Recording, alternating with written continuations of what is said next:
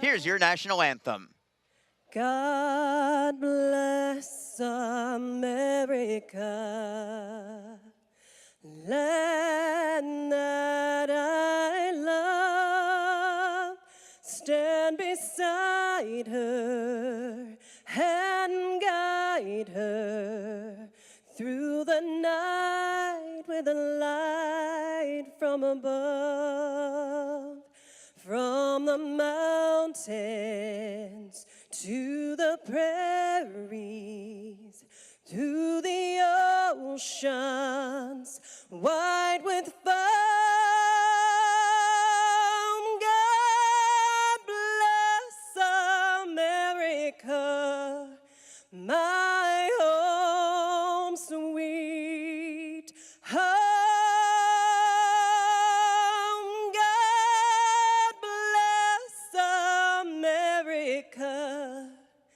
My home sweet home. Fans, let's hear it for Miss Ray Dobson.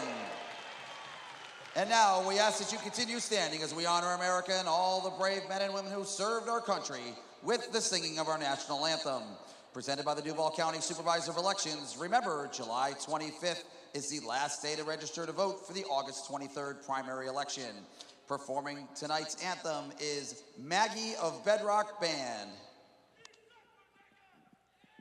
Oh, say, can you see by the dawn's early light what so proudly we hailed at the twilight's last gleaming, whose broad stripes and bright stars through the perilous fight o'er the ramparts we watched were so gallantly streaming, and the rockets' red glare, the bombs bursting in air, gave proof to the night that our flag was still there. Oh, say does that star-spangled banner yet wave o'er the land of the free and the home of the brave.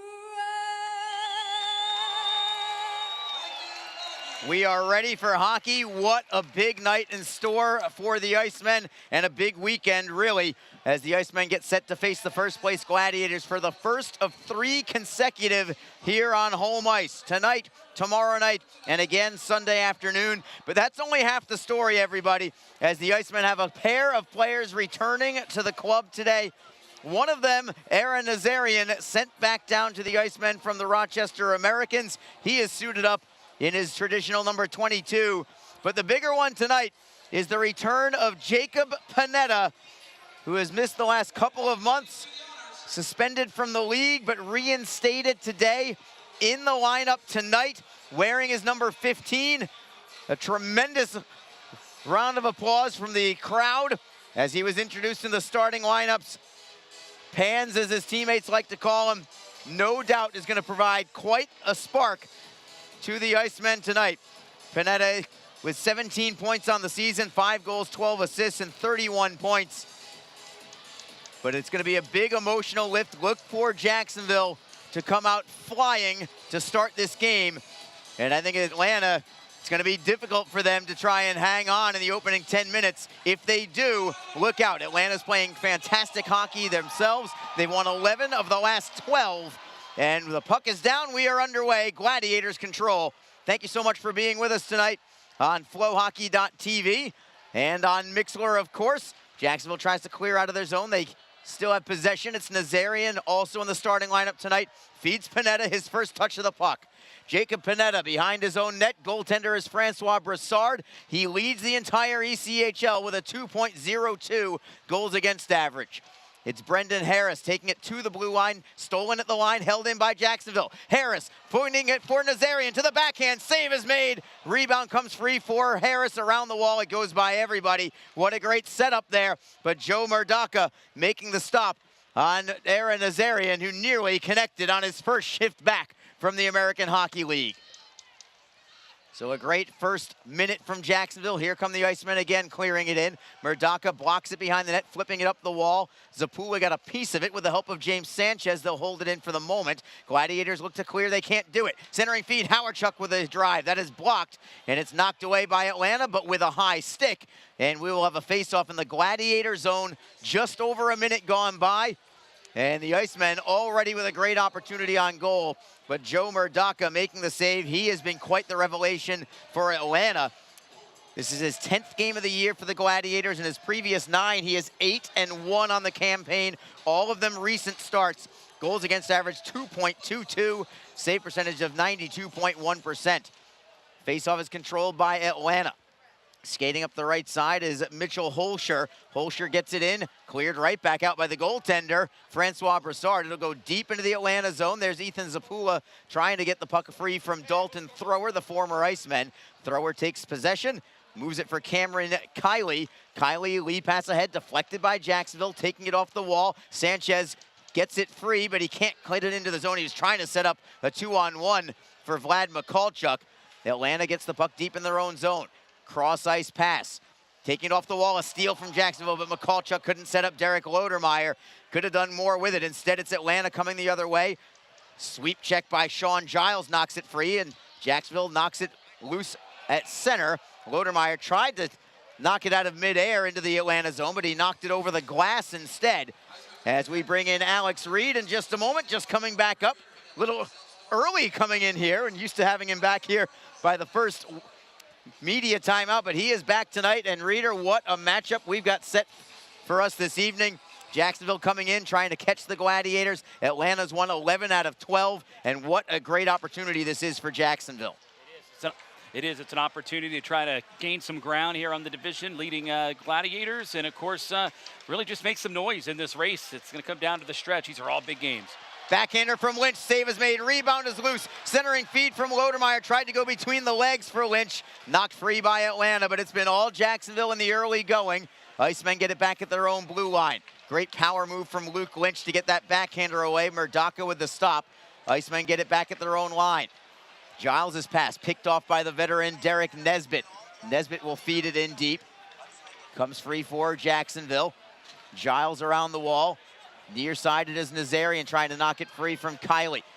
Bounces up into the air, it belongs to Jacksonville. It is Harris at center ice. 2-on-2 for the moment. Harris beats his man wide, waits for a trailer, throws it into the slot. Can Martin get the shot away? Not quite. Well defended on the back check by Neely. Penalty coming on Jacksonville. It's Aaron Nazarian who's going to go for boarding. And a power play for the Gladiators. Nazarian doesn't like the call, but referee Cameron Fleming not concerned with his opinion, and it's a power play for Atlanta. Yeah, and it's going to be Atlanta getting the first crack here on the power play here. And Aaron Nazarian getting his first game back here after being up with the American Hockey League's Rochester Americans. Picks up the penalty. Didn't really agree with it there. Looked as if at the last second there was a little bit of a turn in the corner. Looked a little bit worse than it actually was. But it's an early opportunity for the Gladiators. But obviously this Iceman penalty kill has been so stingy. They're going to get an opportunity right now to try to set the tone and not give them any confidence to start off. Atlanta's pretty decent on the power play, 20% exactly, but Jacksonville does win the draw. They immediately clear at the length of the ice. Jacob Panetta doing the honors there. Your penalty killers are Craig Martin with Luke Lynch. Atlanta through center. Ripping it around the wall is Hugo Waugh. Goes by Broussard all the way to the far side boards. Jacksonville's able to work it over the line and out to center. Gladiators regroup again. They'll clear in. Broussard out of his net this time, feeding it for Panetta. An easy clear out from the Icemen, as Panetta gets an early penalty kill one shift for Jacksonville after his return. Still a minute 23 to go on the power play. Icemen force an errant pass. It is Victor Hadfield that will turn and fire it out. If he had his head up, he might have been able to set up Ben Howarchuk on a possible 2-on-1. Gladiators get the puck back, however, still in the neutral zone. Holscher steps around a man, works in 2-on-1, forehand, goes wide of the net. Great shift there from Holscher just to get that pass away, or to get that opportunity towards Broussard. Atlanta does hold into the zone. Seam pass broken up and cleared out by Ben Howarchuk. One opportunity from Atlanta, that's been it. 47 seconds to go on this power play.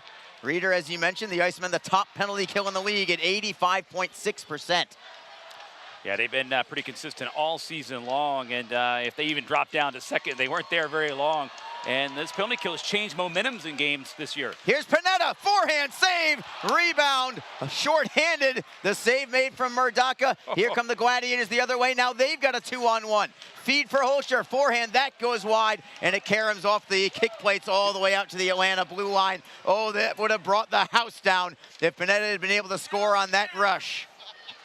Yeah, that was something that the seas parted a little bit there. He had a lot of space right down the middle. Was able to take the shot that time. And again, you're right, everyone would have gone berserk if Panetta got the first goal of this game, shorthanded no less. Penalty coming on Atlanta this time. Just as the Icemen penalty expires, it's going to be interference against the Gladiators, and now a power play coming for the Icemen as Ethan Zapula has to readjust his bucket.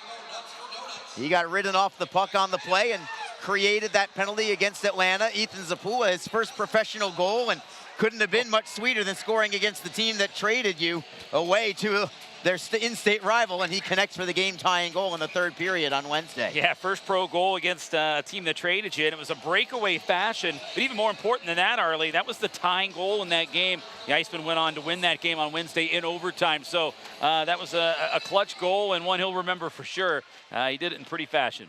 Icemen win the faceoff. On the man advantage, a steal, however, from Atlanta. They'll clear it out. Jacksonville, a good power play on Wednesday. They were 2 for 5 with the man advantage, including the overtime game winner. Jacksonville now 17.7% with the man advantage, 22nd in the league. Atlanta's penalty kill is solid, 82.7%. That puts them 6th overall. Jacksonville clears in, Murdaka around the wall. Nazarian blocks it at the near side glass, knocks it free for Harris. Harris to the blue line, it's Fortunato for Harris. Harris tries to spin it behind him.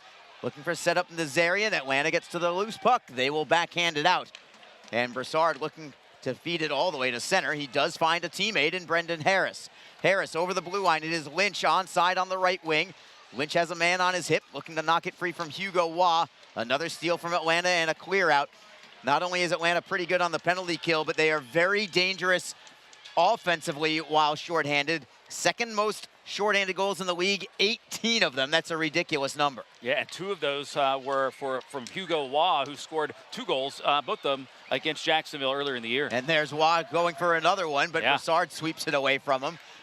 And here's Jacob Panetta leading the charge on the second power play unit. It's Howarchuk wristing it around the wall. Murdaka unable to block it behind the net. Gladiators will try the near side corner. Dalton Thrower finds an open lane and will clear it out. Not much going on in this power play yet for Jacksonville. Still a little time.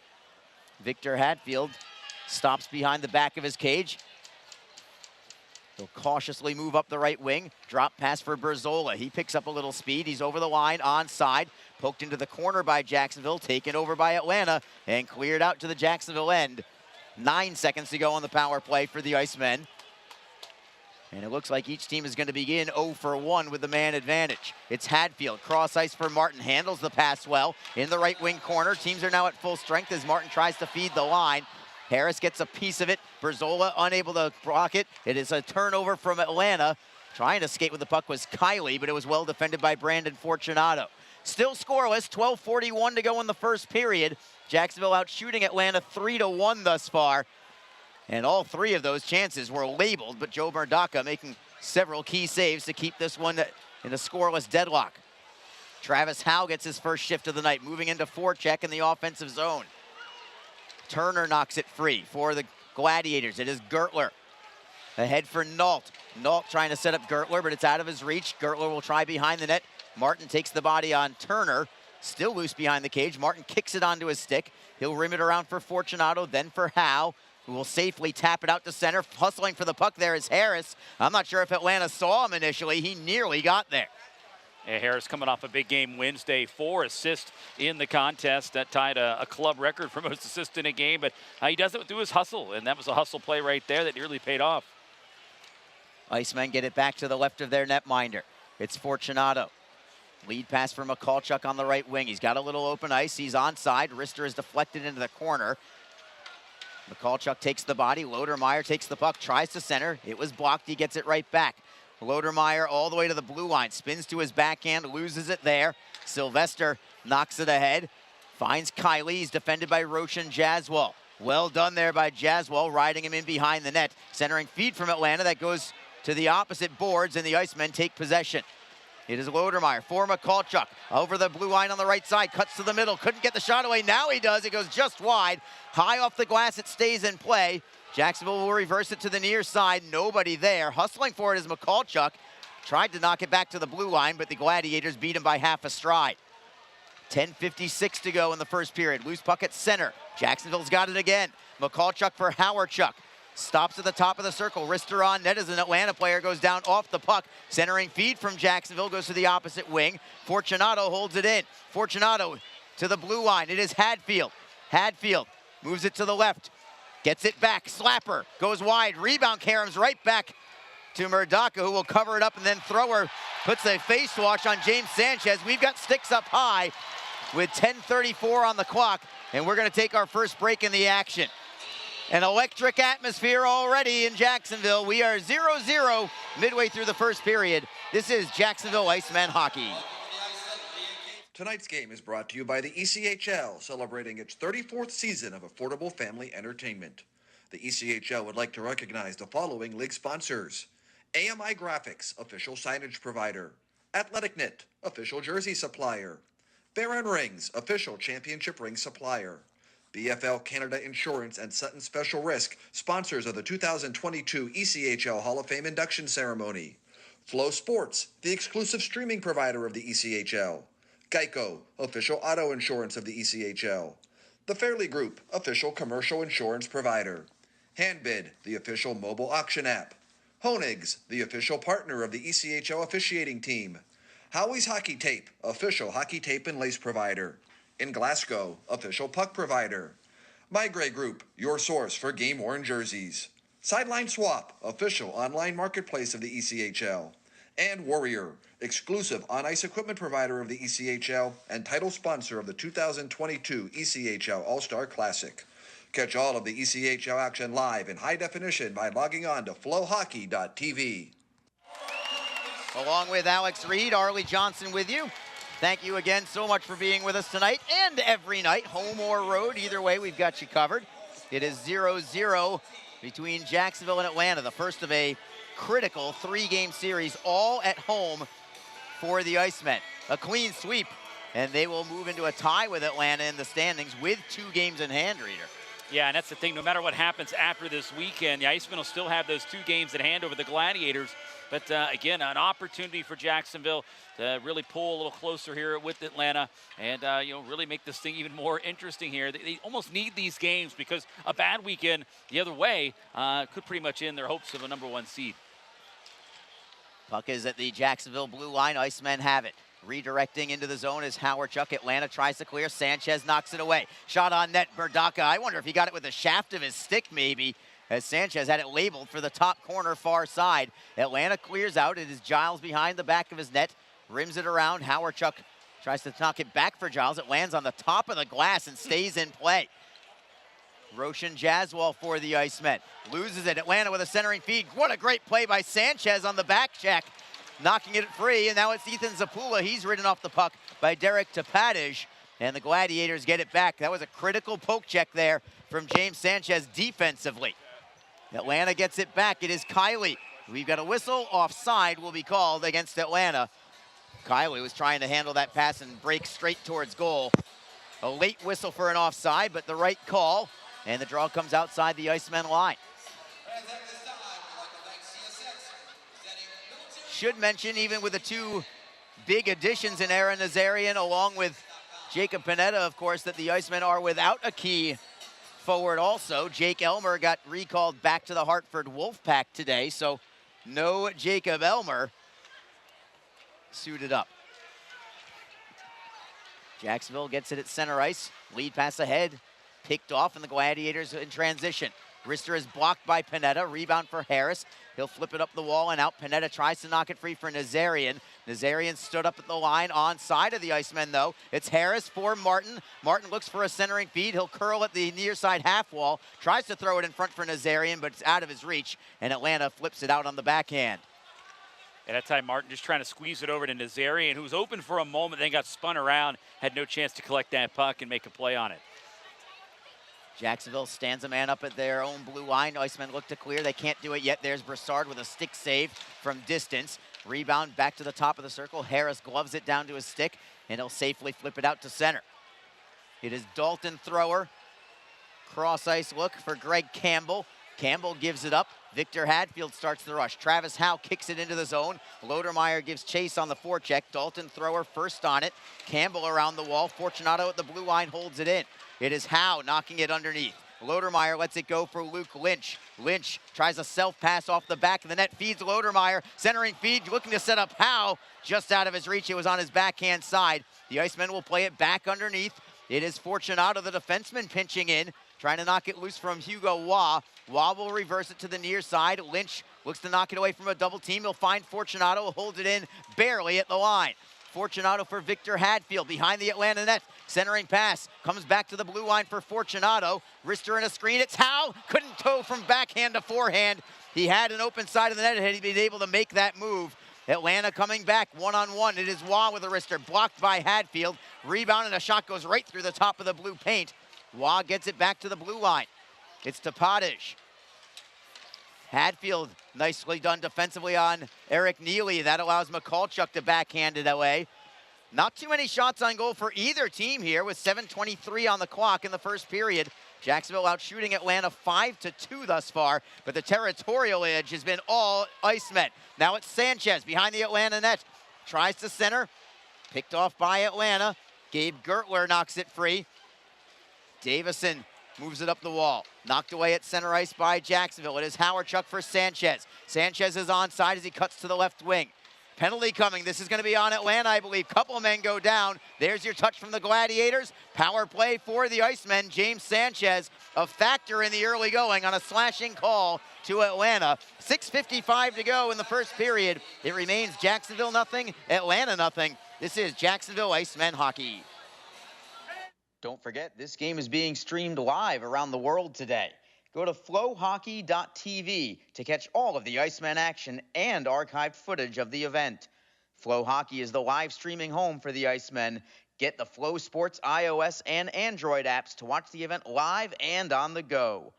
Upgrade to a pro subscription and you can gain access to premium content on all Flow Sports sites. This includes more than 1,000 live events, original documentaries, exclusive training and technique videos, and much more. Follow Flow Hockey on Twitter, Facebook, Instagram, and YouTube to get the latest news and updates from the Icemen and other upcoming Flow Hockey events. Flowhockey.tv, the new streaming home of the Jacksonville Icemen and the ECHL. Just be positive. Your Community First Mortgage champions make sure you get a great rate, a quick close, and can save you about $3,000 in closing costs. Apply at communityfirstfl.org. Community First Credit Union. Just be yourself. Federally insured by NCUA, Equal Housing Lender. Second power play of the evening for Jacksonville. Looking to break the first period scoreless deadlock. Head coach Nick Luco sends out Luke Lynch for the draw. Man goes down for the Icemen. Right off the draw is Nazarian. I think he took a stick to the face. We play on. Nazarian is back up. He now has the puck. Martin, right face-off dot. He'll feed the line for Brendan Harris.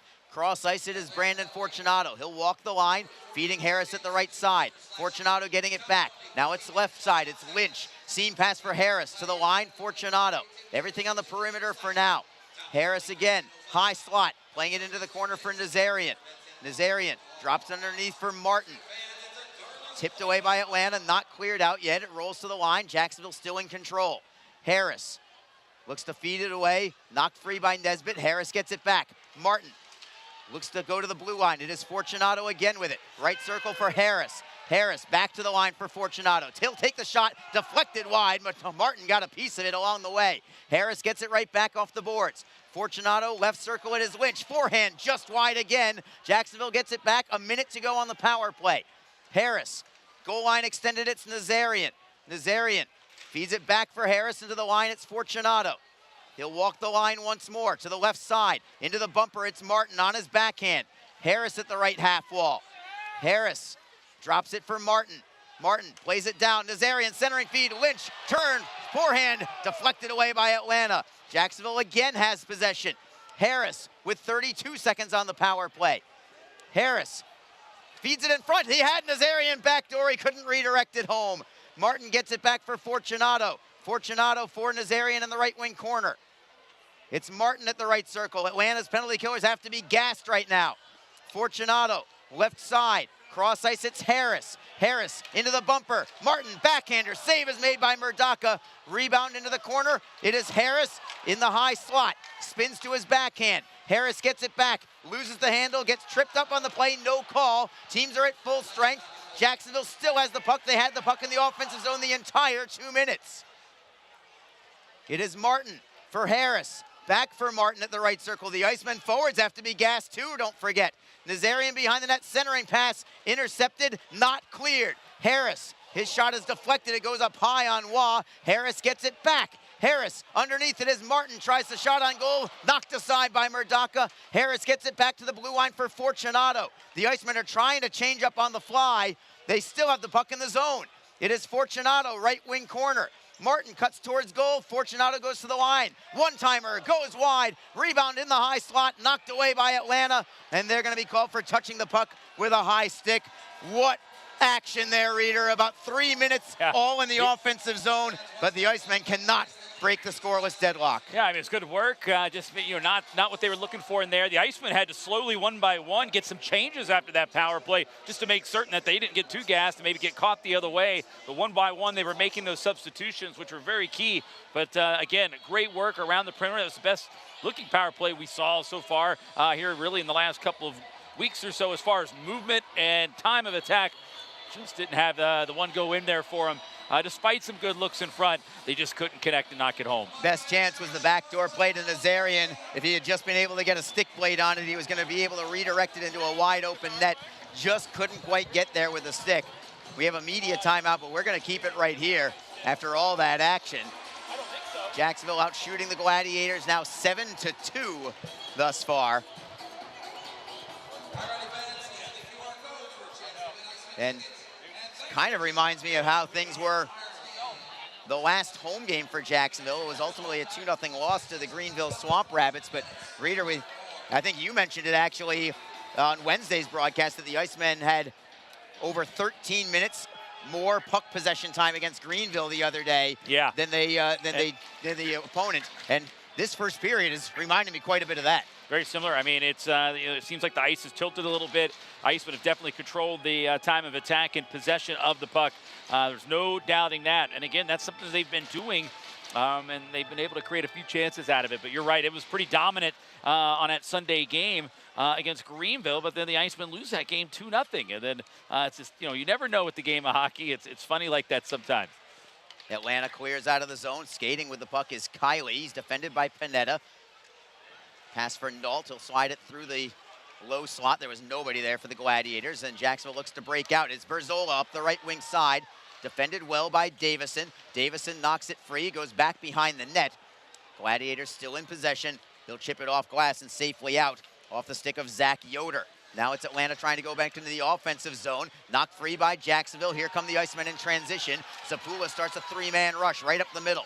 Pass to the left is deflected onside of the Icemen, though. Sanchez right circle, wrist shot right off the mask of Murdaka, and it snapped his strap and took the mask right off of his face. Yeah, he did. Hit it, shot it up high there, and the mask came right off there. And Murdaka there, he's okay. He's just going to collect his thoughts, get a moment, get the mask back on there. But the Iceman stretching a long pass there down low for Sanchez. You know, if he gets rid of that puck as soon as he got it, might have been able to squeeze that one home on that short side post. Looked as if Murdaka was in pretty good positioning there, but he waited just a little bit and took the shot high and then clonked the goaltender right in the head with the shot. Been very impressed with James Sanchez in the first period tonight. Yeah, he's finished a couple checks. He's looking pretty good, very engaged here in this first period. Face off to Murdaka's left. Atlanta wins it. They do not clear yet. Second crack at it. Fortunato holds it in, flips it high in the air. Atlanta gloves it down, and they'll knock it off the boards and out. Fortunato off the boards. McCallchuck tries to knock it free from Campbell. He'll take it to the blue line onside, then give it up from there. It is Michael Turner around the back of his net. Crazy bounce. It belongs to the Icemen. They'll keep it in the zone. Hadfield, great shift around a man. He'll cut towards goal. Sharp angle shot. Another save is made from a sharp angle from Murdaka. Rebound goes right back to Hadfield. McCallchuck with a wrister. That was blocked in front. Atlanta unable to clear it out. Fortunato, a great play to hold it in. Into the right wing corner, it is Lodermeier. Has it tipped free by Atlanta. Comes back to the blue line. Fortunato, a wrist shot deflected wide by Lodermeier. He's so good with those deflections. Did not miss by much. He gets it right back. Lodermeier, forehand, score! Derek Lodermeier with a snapshot from the low left circle. It's 1-0 Jacksonville with 2:32 to go in the first period. Well, something had to give there as the Icemen just having way too many chances, too much time and space here in the offensive zone. It's been the case the entire period, and here with 2:32 left, they finally convert there. And again, Lodermeier got that puck. He had plenty of time to aim, shoot it, and let it go. And Lodermeier getting the big tally, getting this team going right now. Again, look at all that space in the dot if you're watching on the replay there on flowhockey.tv. Plenty of time in the circle. He picked this spot and roofed it, and the Icemen get the big 1-0 lead here in this one. Here's the award-winning Joe Massa with your goal call. Scoring his 13th goal of the season, number 16, Derek Lodermeier. Assisted by number 74, Brendan Fortunato. Time of the goal, 17 minutes, 28 seconds. Fortunato, the only assist on Derek Lodermeier's 13th goal of the year. It's almost as if Lodermeier was surprised himself that he had so much room. He was just trying to curl towards the circle. As soon as he looked up, he's like, oh, what do I have here? I've got some space. Yeah, he did. He had a lot of time, and he realized, well, gosh, I got a chance to really wind this thing up and really go for the aim there and precision where he wanted to put it. We know he can has that accuracy. We saw that in the All-Star game. Going 4 for 4 in the shooting accuracy. So, yeah, he had about just as much time in that situation that he did there in the shooting competition to shoot and aim on that one and put that one home. Gladiators with a shot on net. Broussard confidently snatches it with the glove. Crowd is all over Joe Murdaka right now. I got to tell you, if it weren't for Joe Murdaka, I think this might be easily a 2 or 3-0 score right now. Yeah, I mean, he's, it just seems like the Gladiators have just been in their own end most of the time. Had to kill off a few penalties as well. But again, the Icemen with a 10-3 shots on goal advantage. I mean, we've been talking about it, and this has been what we've noticed, and it's certainly been the case. The Icemen have controlled the time of attack, and they got rewarded for it there on that last shift.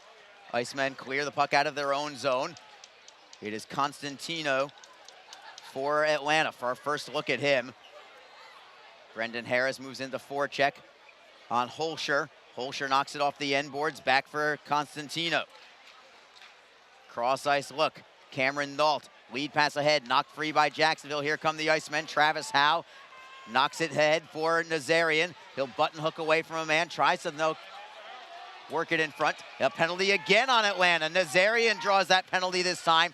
As soon as he made that spin move and started going towards goal, Atlanta was caught from behind. They have a frustration slash call and another power play for Jacksonville. 1:25 on the clock in this first period, Alex, and a tremendous opportunity to get a multi-goal lead going into the locker room. Yeah, it really is with this juncture in the period. But again, that's what pressure does, Arlie. The Icemen are creating that pressure, and Atlanta, when they get beat, they're going to commit these penalties, and that's what happens when you're able to sustain it like that. And here you go, Jacksonville gets another crack here at this power play. The last one looked pretty good. They didn't score on it, but they moved the puck around, and we'll see if the PK responds for Atlanta. Well, they had the puck in the offensive zone the entire 2 minutes plus another, probably 45, 50 seconds after that. Not this time. Atlanta wins the faceoff. They'll clear it out immediately, and the Icemen will stick handle through the neutral zone. It is Fortunato with a pass that is deflected back to the blue line. Harris gets it back for Jacksonville, finding Craig Martin. Martin curls away from a forechecker, now in the final minute of period number 1. It is Martin with another drop pass for Fortunato. Picking up speed, he's onside, leaves it for Harris, knocks it free to the left. Where's the puck gonna go? It slides to the Icemen. It is Martin into the high slotted is Harris to the blue line for Fortunato. He'll fake the shot. He'll feed Harris instead at the right circle. Centering feed, looking for the high tip for Martin. He redirected it wide. Jacksonville gets it back. Lynch tries to glove it down. Knocking it free is Atlanta, trying to clear it ahead, and they do get it out. Jacksonville with 26 seconds to go on the power play. Here they come again. Nazarian over the blue line. He'll stop at the line. Dropping it back for Panetta. Panetta, it's cross ice for Sanchez. Looking to go back to Panetta. Can he hold it in? Yes, he'll backhand it ahead. Knocked free by Atlanta. Not cleared out yet. Comes back to the Icemen. It is Sanchez. 8 seconds to go. Wrist shot is blocked. Sanchez gets it back. Centering feed is blocked. Can the Icemen get a shot away at the blue line? Time will expire. That will do it. Harris was just about to pull the trigger as the horn sounds. The Icemen will still have 35 seconds left on the power play when the second period begins. But I've got to think, Reader, that head coach Nick Luco, Brandon Mashinter, and the rest of the staff has got to be thrilled with the opening 20 minutes. It's 1-0 Jacksonville. Yeah, they've got to be. It's a great start here for this team to start off the weekend here. They controlled the period in pretty much every area and have a 1-0 lead to show for it. So, again, but looking at some of the numbers that Atlanta has on the season, they're pretty good when they trail on the year after the first period of play. They got a pretty good record there when trailing. Winning record. Winning record. They've got 10 wins. 10 wins after trailing after the first period. So this Atlanta team, they're down, but they're certainly not out. Jacksonville, a dominant first period of play, but it's going to take 60 minutes to defeat this first-place Gladiator club. We will take a break and return in just a moment.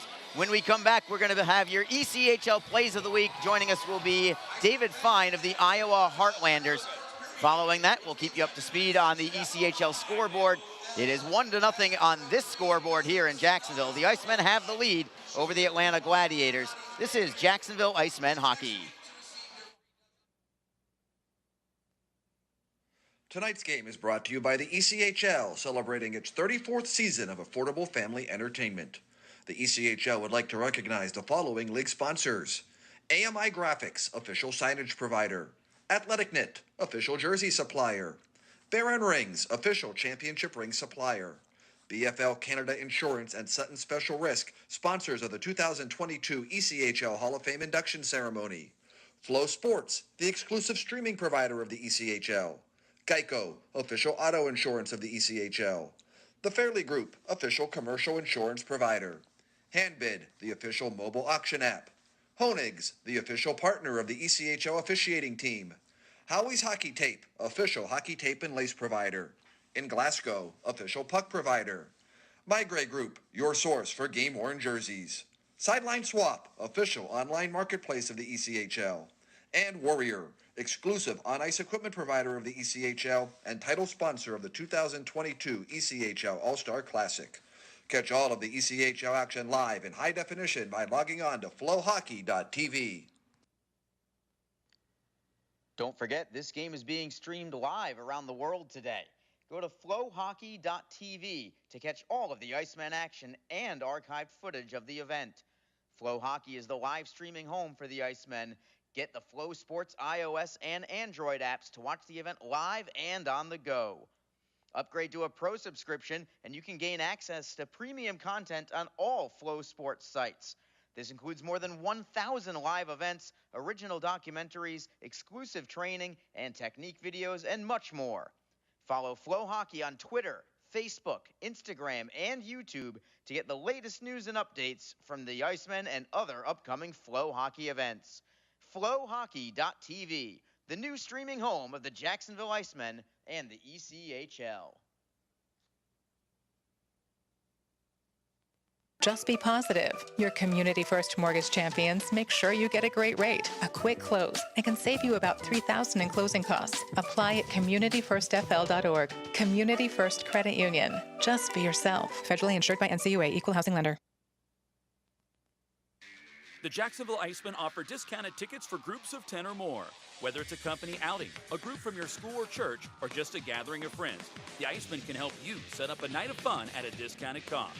Other benefits include an intermission ride on the popular Fan Zam, a post-game group photo, or take a shot on net after the game. Ticket fundraisers are also available. For more information, contact the Icemen office at 904-602-PUCK. That's 904-602-7825, or visit us online at jacksicemen.com. Icemen Hockey, feel the freeze.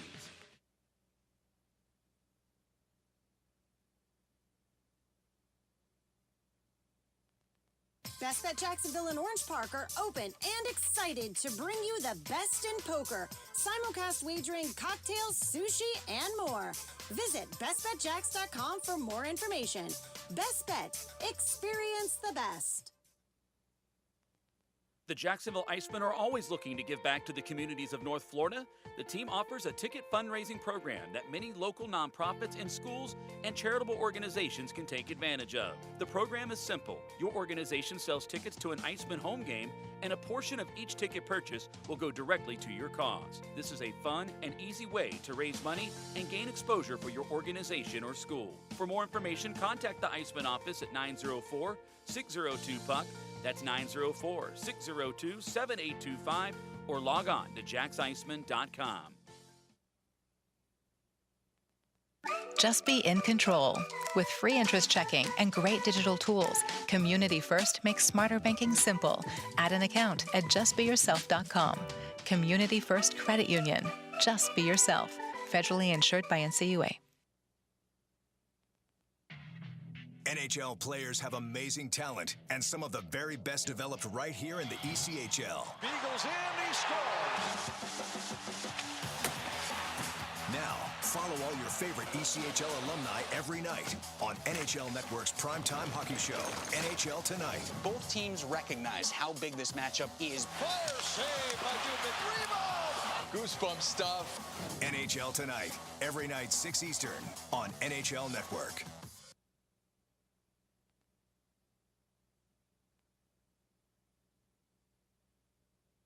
From across America's premier AA hockey league, this is the ECHL Plays of the Week.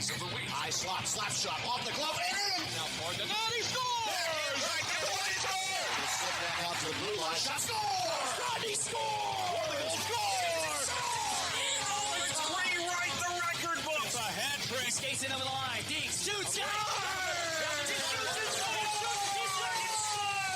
the slot, shot, save, game is over!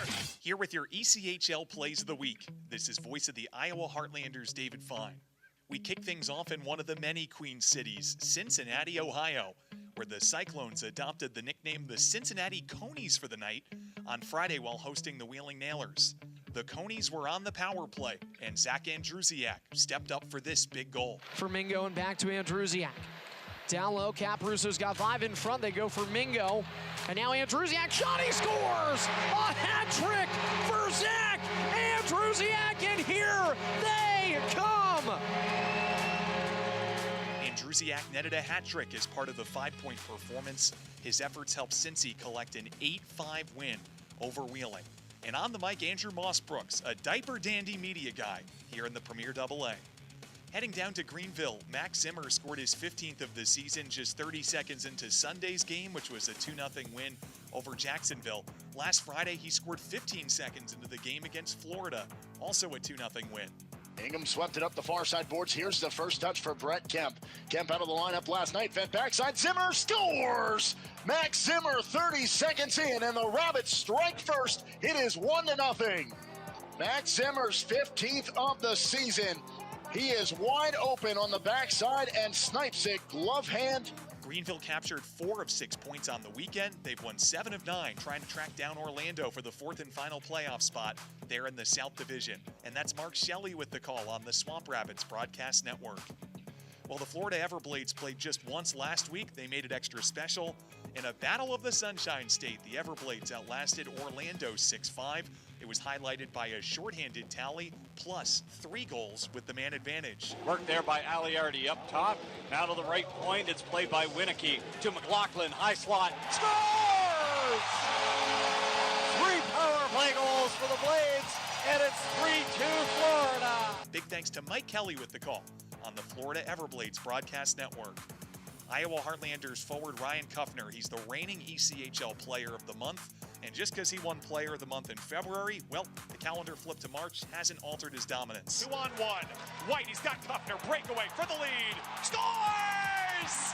Oh, man, Ryan Kufner is the league's hottest player. He has at least a point in 19 out of 20. Sprung by Gordeev and White, and the Landers regain the lead. Kufner has at least a point in 19 of 20 games entering this week's action. We also have a special submission today from Rapid City, South Dakota. Now get this is going to sound unbelievable, but the Rapid City Rush actually had a bye week. Yes, a team actually had no games at all. And Brian Gardner had this special call on the Rush Broadcast Network.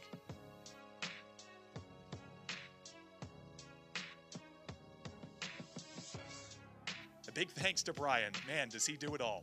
Now we head to the birthday part of the show where a couple players showed out big on their B-days. One of the new faces to the lineup for the Norfolk Admirals, well, that was Greg Bottleful of Bub Betzold.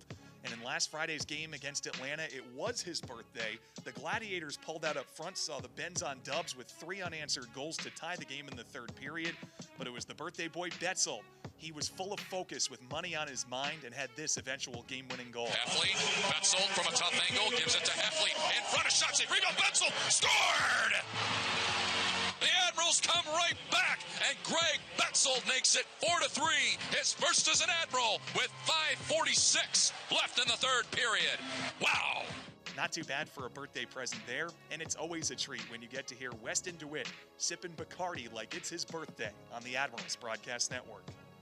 Meanwhile, in hometown USA, Glens Falls, New York, the Adirondack Thunder had their own birthday boy goal, and Sebastian Vidmar said, "I'll see your one birthday goal and up you 2 more." Gets the steal, has a lane to the empty net, wrists it towards the cage. He's got it on his birthday. Sebastian Vidmar gets the hat trick, and it's 5-2 Thunder.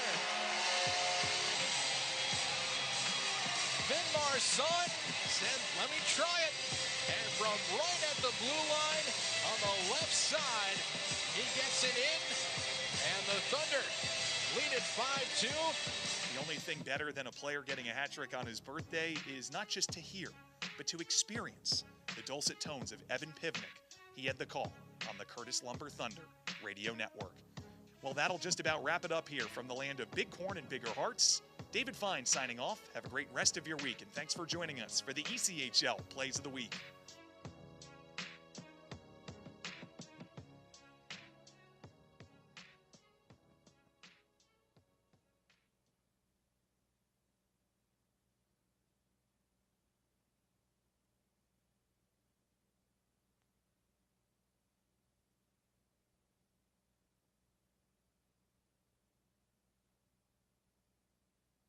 Just be confident.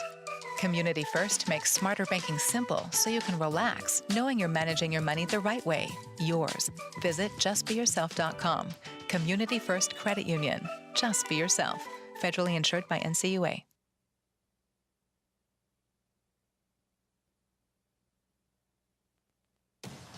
If you feel that passion is just a start, if you think practice is never over, if you believe speed limits are just for highways, and Saturday mornings aren't made for cartoons. If you try, fail, learn, laugh, repeat, compete, respect, and unite, then you belong on our team. Join now at team.ccmhockey.com. What is your role in the fight against cancer? The answer could be as simple as driving your car. For many cancer patients, getting to and from treatment is one of their toughest challenges. The American Cancer Society needs volunteer drivers to help provide transportation for people in your community. Through the gift of a lift in your car, you can help patients take one more step in the road to recovery. Get in the driver's seat in the fight against cancer. To find out more, call your American Cancer Society at 1-800-227-2345 or visit cancer.org. Hi, everyone. This is Allie McDeal from the Best Bet Poker Rooms. Experience the popular Vegas-style game, Fortune Pai Gow Poker. Both locations are now playing Face-Up Pai Gow. It's more fun to play than ever. You could win up to $25,000 on a single $5 bet. Come play at either Best Bet location today. NHL players have amazing talent and some of the very best developed right here in the ECHL. Beagles in, he scores.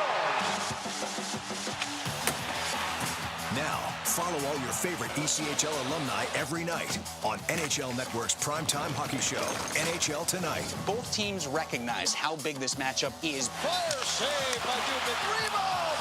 Goosebump stuff. NHL Tonight, every night 6 Eastern on NHL Network.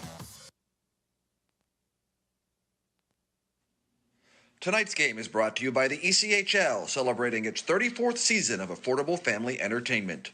The ECHL would like to recognize the following league sponsors: AMI Graphics, official signage provider; AthleticNet, official jersey supplier; Baron Rings, official championship ring supplier; BFL Canada Insurance and Sutton Special Risk, sponsors of the 2022 ECHL Hall of Fame induction ceremony; Flow Sports, the exclusive streaming provider of the ECHL; Geico, official auto insurance of the ECHL; The Fairley Group, official commercial insurance provider; Handbid, the official mobile auction app; Honig's, the official partner of the ECHL officiating team; Howie's Hockey Tape, official hockey tape and lace provider; In Glasgow, official puck provider; My Grey Group, your source for game-worn jerseys; Sideline Swap, official online marketplace of the ECHL; and Warrior, exclusive on-ice equipment provider of the ECHL and title sponsor of the 2022 ECHL All-Star Classic. Catch all of the ECHL action live in high definition by logging on to flowhockey.tv. Just be positive. Your Community First Mortgage champions make sure you get a great rate, a quick close, and can save you about $3,000 in closing costs. Apply at communityfirstfl.org. Community First Credit Union. Just be yourself. Federally insured by NCUA, Equal Housing Lender. We are back in downtown Jacksonville. Arlie Johnson with you, of course, joined by the one and only Alex Reed. It is 1-0 Jacksonville after one period of play. You feel special, I guess, from... and the one and only. The one and only. Of course, who wouldn't feel special after that kind of lead-in and introduction? That's great. Yeah, well, you're quite welcome. Yeah, thank you. Good to be here. I say the same thing about you, the one and only Arlie Johnson. Well, it's probably the one and only Arlie. Yeah, you said that before. In general. Yeah. But I'll take it. I will take whatever compliments I can get around here. They're not always easy to come by. So thank you, Reader. Shall we move on to the ECHL scoreboard? We probably should. We probably should get to that. It's a heavy slate around the league. A bunch of teams from the South Division. In fact, I think all 7 teams in the South are in action tonight. One of them is playing out of division.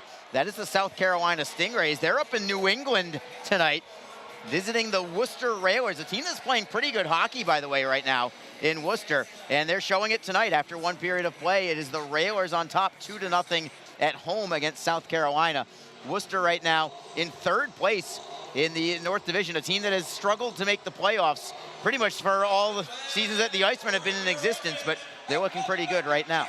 No, they are, and off to a good start, 2-0 against a South Carolina club that hasn't had a typical Stingray season. You know, South Carolina's that team that's always kind of been in the mix, been in the conversation, and it just hasn't really worked out this year for them. And they just made a coaching change last week. They're trying to get things figured out, but they're down in a 2-0 hole, and Worcester trying to take advantage there. They're in the mix there in their division. Elsewhere, the big one for the Icemen tonight to watch just got underway. I shouldn't say just got underway. It's middle of the first period. It's the Florida Everblades hosting the Orlando Solar Bears. You will hear that matchup quite a bit over the next couple of weeks or so.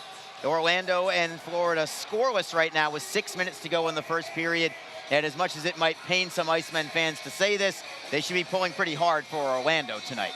Yeah, I think so. I mean, again, there's 3 teams right now, vying for that top seed in the South Division, and 2 of them are here tonight that people are listening to, with Atlanta and Jacksonville. Florida is that other team sitting in 2nd place. So, yeah, an Orlando win in this situation would really help both of these teams out, and that would kind of help the cause and make things a little bit easier. But man, Arlie, it's going to be a battle down to the end, I believe, and how the seeding. It does look like these 3 teams are in pretty good spot to maybe roll to a playoff spot. But again, where they're going to finish, that is going to be still to be seen. Yeah, no question about it. It could even get tighter depending on how this weekend goes, of course. Also, elsewhere, one other game in the South. It is scoreless in Norfolk, Virginia. The Greenville Swamp Rabbits and Norfolk Admirals. That is 0-0. Greenville still clinging to their slim hopes of a playoff spot, but not zero hope. They could certainly catch Orlando. They're 9 points behind the Solar Bears. They still have 3 games in hand on them as well. It'll take a Herculean effort, but I've seen stranger things than that. And Greenville obviously hoping that they can get back into the hunt. They're actually looking for a Florida victory tonight, unlike both Jacksonville and Atlanta, where they want a Solar Bear victory. Yeah, they want to catch up to Orlando, and again, they're Greenville's got a chance here, taking on a Norfolk club that's also had their woes here, but playing a little bit better as of late. But a lot of scoreboard watching this time of year by everybody across the league. Puck is in the neutral zone. We are underway, second period. The Icemen are on a power play, but it's an abbreviated one, just 22 seconds left on it. We'll see if they can at least get the puck into the offensive zone. Fortunato chips and chases. He'll track it down. Centering feed knocked away by Atlanta. Martin gets it back, spilled on the play, but gets it right back. Fortunato to the blue line for Harris. Winds, centering feed. Save is made by Murdaka. What a slap pass that was from Brendan Harris. I believe it was to Craig Martin on the front door. Murdaka, another big save as teams go to full strength, and this Gladiators get a steal right out of the box. But a wrist shot is deflected high off the glass by Panetta. Rebound for Fortunato. He'll reverse it to the near side. Foot race for the puck. Dalton Thrower pinches in from the blue line. He'll hold it in, but the Icemen get it right back. Here's Panetta with speed, and again, he's got blazing speed. He'll ship it ahead and out to center. Bouncing puck at the line. Can he hold it in? Yes, Harris holds it in. Into the high slot. It is Harris, deflected to the line. Held in by Jacksonville again, only to have it given back up. And Atlanta works it free to the Jacksonville line. Bouncing puck in the neutral zone. Howardchuk digs it loose, then gives it up, and Atlanta skates into the zone. It is Kiley, defended by Berzola. Drop pass and a shot on net. Save is made by Broussard. He has not seen a whole lot of action tonight. And sometimes that's tough. Any goaltender will tell you when you're only facing a few shots here and there, it's tough to be ready for those big-time moments. And not that that was necessarily a big-time moment. It was, a routine shot from about 40 feet away. But just the same, they've got to be ready, and it's a little tough when you're cold. Yeah, some goaltenders get better as the game goes on, or the more shots they see. They just get more in a groove and get settled. You're right, he hasn't seen a lot. That was just the fourth shot of the game. So, again, this is just something that he's just got to remain focused here. And the Icemen are doing a pretty good job keeping the shots to the outside. Jacksonville wins the draw. They'll play it into the Atlanta zone. And behind the net is Zappulo looking for Howardchuk at the right circle. Howardchuk shooting it towards net. Zappulo frees it for Howardchuk on his forehand, can't get the shot away. He gets spilled into the boards. Man goes down for Atlanta as well. That's Campbell. He is still down as the Icemen hold it in the zone. And now we have a whistle as the Icemen had the puck. Campbell is still down on the play. It's an unfortunate collision between him and Howardchuk. They both went into the boards, but Howardchuk kind of went in on top of Campbell. And that really made things difficult for the Atlanta defenseman. He is slow to get up. Yeah, and that's a tough break there for Jacksonville because they did have some sustained pressure in the zone. And oftentimes the officials will let the play go in those situations depending on the nature of the injury. But the fact that Campbell kind of went into the boards head first and then he was kind of holding his head a little bit, he made the decision to blow the whistle. I think that was the right call just to make certain that Campbell was okay. It was just kind of an awkward fall for the two of them as Howardchuk ended up getting on top of Campbell there. He kind of got tripped up, fell on him, and they both slid into the boards. And Campbell, I think, had all that weight on him, too. So he's okay. Goes down the tunnel, that'll get checked out. Looks like he was holding his shoulder as if maybe he went kind of shoulder first into the boards. Definitely an awkward collision into the wall for both players, but Howardchuk was fine. We come back to live action. The Icemen with the puck in the offensive zone. It's Derek Lodermeier who has the only goal tonight. Lodermeier on his backhand, tries to one-hand it to the blue line. It is out to center ice, and Atlanta skates with it. It is Sheen with it. Wrister on goal, easy save from Broussard. Soft wrist shot from Sang-Hoon Sheen. I did not see him the entire first period, Alex, but he's been quite the revelation for Atlanta, 18 points in 17 games, and quite the story as well. Yeah, it's just been a great story, really, when you look at him and how he ended up in this position here. But they were able to get a look at him when they had him in training camp. The Gladiators played the Korean, a team from Korea that competes there. They were in Atlanta, and they were able to kind of get a look at him.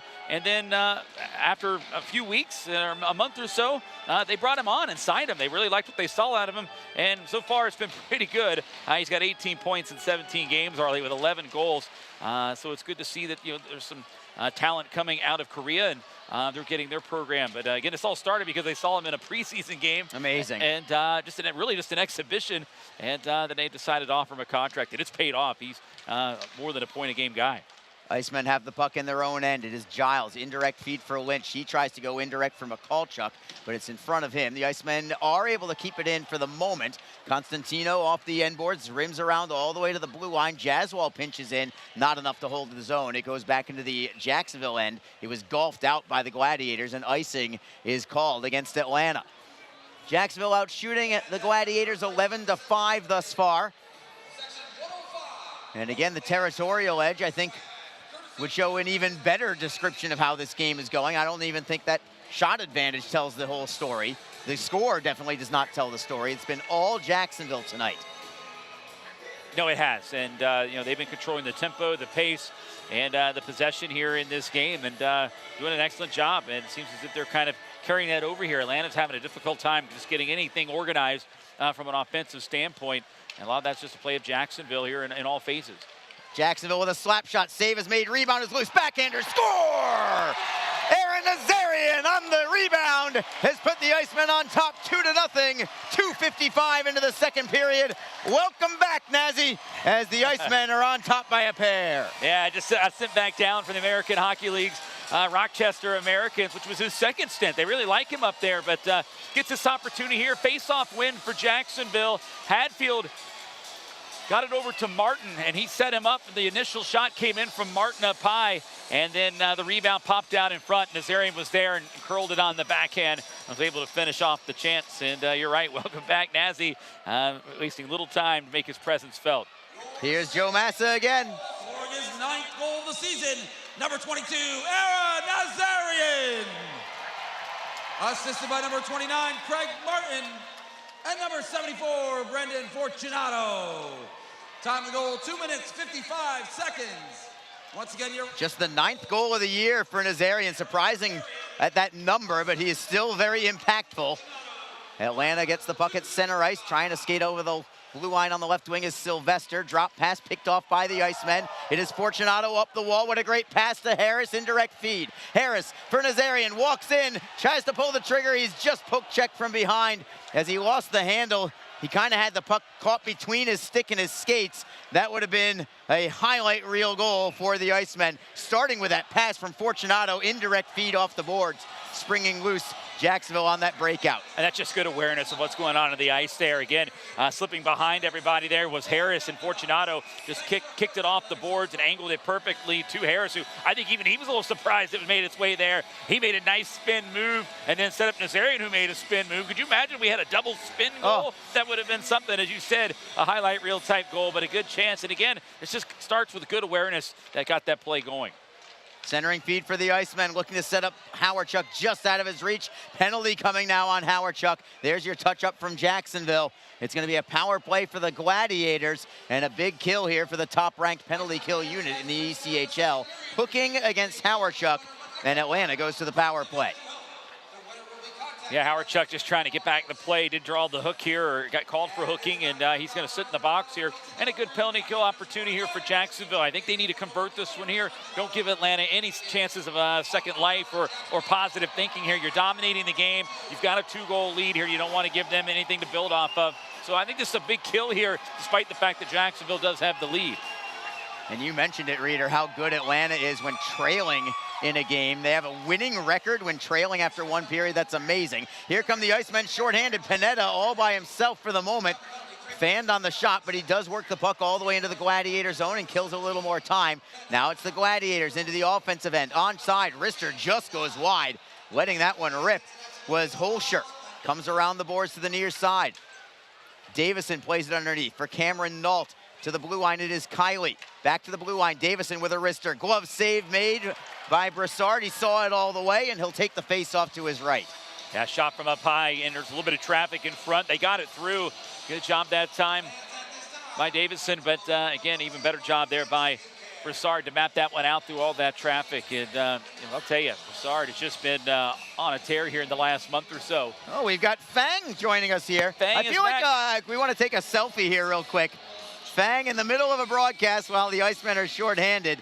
But yeah, there's always time for Fang. Always, got to. The best third man in the broadcasting business as Jacksonville clears the zone. A little quiet, a little on the quiet side, but yeah. Like Marty from Major League, right? You have anything to add? No. Atlanta going all alone, forehand denied by Broussard, but another penalty coming on the Icemen.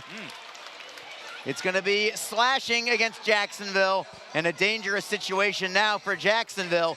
5-on-3 power play for the Gladiators, and that was set up by a great individual effort from Mitchell Holscher in order to get, he beat a man, I believe it was Sean Giles, who ends up going to the box, and great save from Broussard just to keep it 2-0 for now, but plenty of work to be done. Yeah, now 5-on-3 coming up here in a two-man advantage here for Atlanta. This is their opportunity to get back into the hockey game here, Arlie. They have to convert. We've seen it many times with this Iceman penalty kill in dicey situations. They've been able to overcome it and come out on top, and they've swung that momentum. This is a chance to keep it right here if they can kill off this 5-on-3. Gladiators win the draw. It is Nesbitt at the right circle. Curls away at the blue line, feeds it into the corner, loose puck, Panetta slams it off the glass and out. Great to see Jacob Panetta. I'm a little surprised only because I'm not sure how much game shape he's in, but what trust shown in Jacob Panetta coming right back after missing a couple months, and he's out here defending on a 5-on-3 against, and now it's Panetta with the puck again, curling on a man, tries to feed it for Lodermeier. Lodermeier shuffles it to the line, but not out. It's held in by the Gladiators. Left circle. In control is Atlanta. To Paddish for Nesbitt. One-timer over the crossbar. Karams all the way to the blue line. 24 seconds left on the 5-on-3. To Paddish for Nesbitt again. Top of the right circle. Defended by Berzola. Sylvester looks to center. Well defended by Panetta. Sylvester to the line for Tapadish. Feeds it underneath. Sharp angle shot. Goes wide. Loose puck. Panetta tries to shield the puck away. Looks to move it up the boards. Not out yet. Atlanta holds it in. Sheen for Tapadish, wrist shot, save made by Broussard. He got enough with the left skate. Out of the box is Howardchuk. It's a 5-on-4. Save again from Broussard. Rebound for Panetta. Up the wall and out. This is just what Icemen do here on the PK. They really lock down in tough and difficult situations such as this. They've responded well here. Still time, but now it's a little bit more of a manageable 5-on-4. Steal from the Icemen, shorthanded. Is Hadfield shorthanded. Moves it cross ice, stolen by Atlanta. Here they come 2-on-1. It is Davison for Kiley. Forehand, save is made, rebound kicked up high. What a save from Broussard, not only to make the save, but to keep that rebound away from the Atlanta player that was bearing down in the opposite wing. He would have had an open net had it been kicked to him. Yeah, there was a juicy rebound there, and just the puck didn't cooperate there to work that one out for Atlanta, but it was there. But Jacksonville racing to the puck and moving it the other direction here, and they pretty much got this thing killed off. Atlanta still the puck in the zone, in this slot, forehand deflects on net, save is made, rebound is loose, Broussard's got it again, trying to cover it up, it pops over the crossbar, stays in play, Jacksonville looks to clear, it's 5-on-5 right now, but heavy pressure from Atlanta. Wrist shot is deflected up into the air, trying to glove it down is Giles, he'll knock it free for Nazarian, Nazarian will back in it for Lynch, it's a 2-on-1 for the Icemen.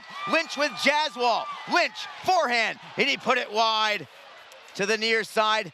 Jaswall has to knock it back to his own blue line for Brandon Fortunato.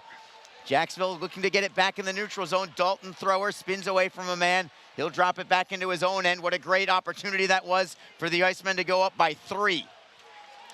Well, for the Icemen right now, great job. Again, that was Atlanta's opportunity here in this period to get back in it. A 5-on-3 for about 1:07. The Icemen overcome it. The PK getting the job done. The momentum still stays with Jacksonville. Here's in the slot, Zapula. Flipping it to the blue line, Hadfield with a wrist shot. Deflected wide by Sanchez, might have actually pinballed off a couple of people. Atlanta clears out to center, they still have the puck as well. It is Turner over the blue line, drop pass for Gertler, wrist shot right into the midsection of Francois Broussard. He'll cover it up, and we will take a break. 11:56 to go in the second period. The Icemen have doubled their lead. A goal from Aaron Nazarian has them on top 2-0. This is Jacksonville Icemen hockey. The Jacksonville Icemen offer discounted tickets for groups of 10 or more. Whether it's a company outing, a group from your school or church, or just a gathering of friends, the Icemen can help you set up a night of fun at a discounted cost. Other benefits include an intermission ride on the popular Fan Zam, a post-game group photo, or take a shot on net after the game. Ticket fundraisers are also available.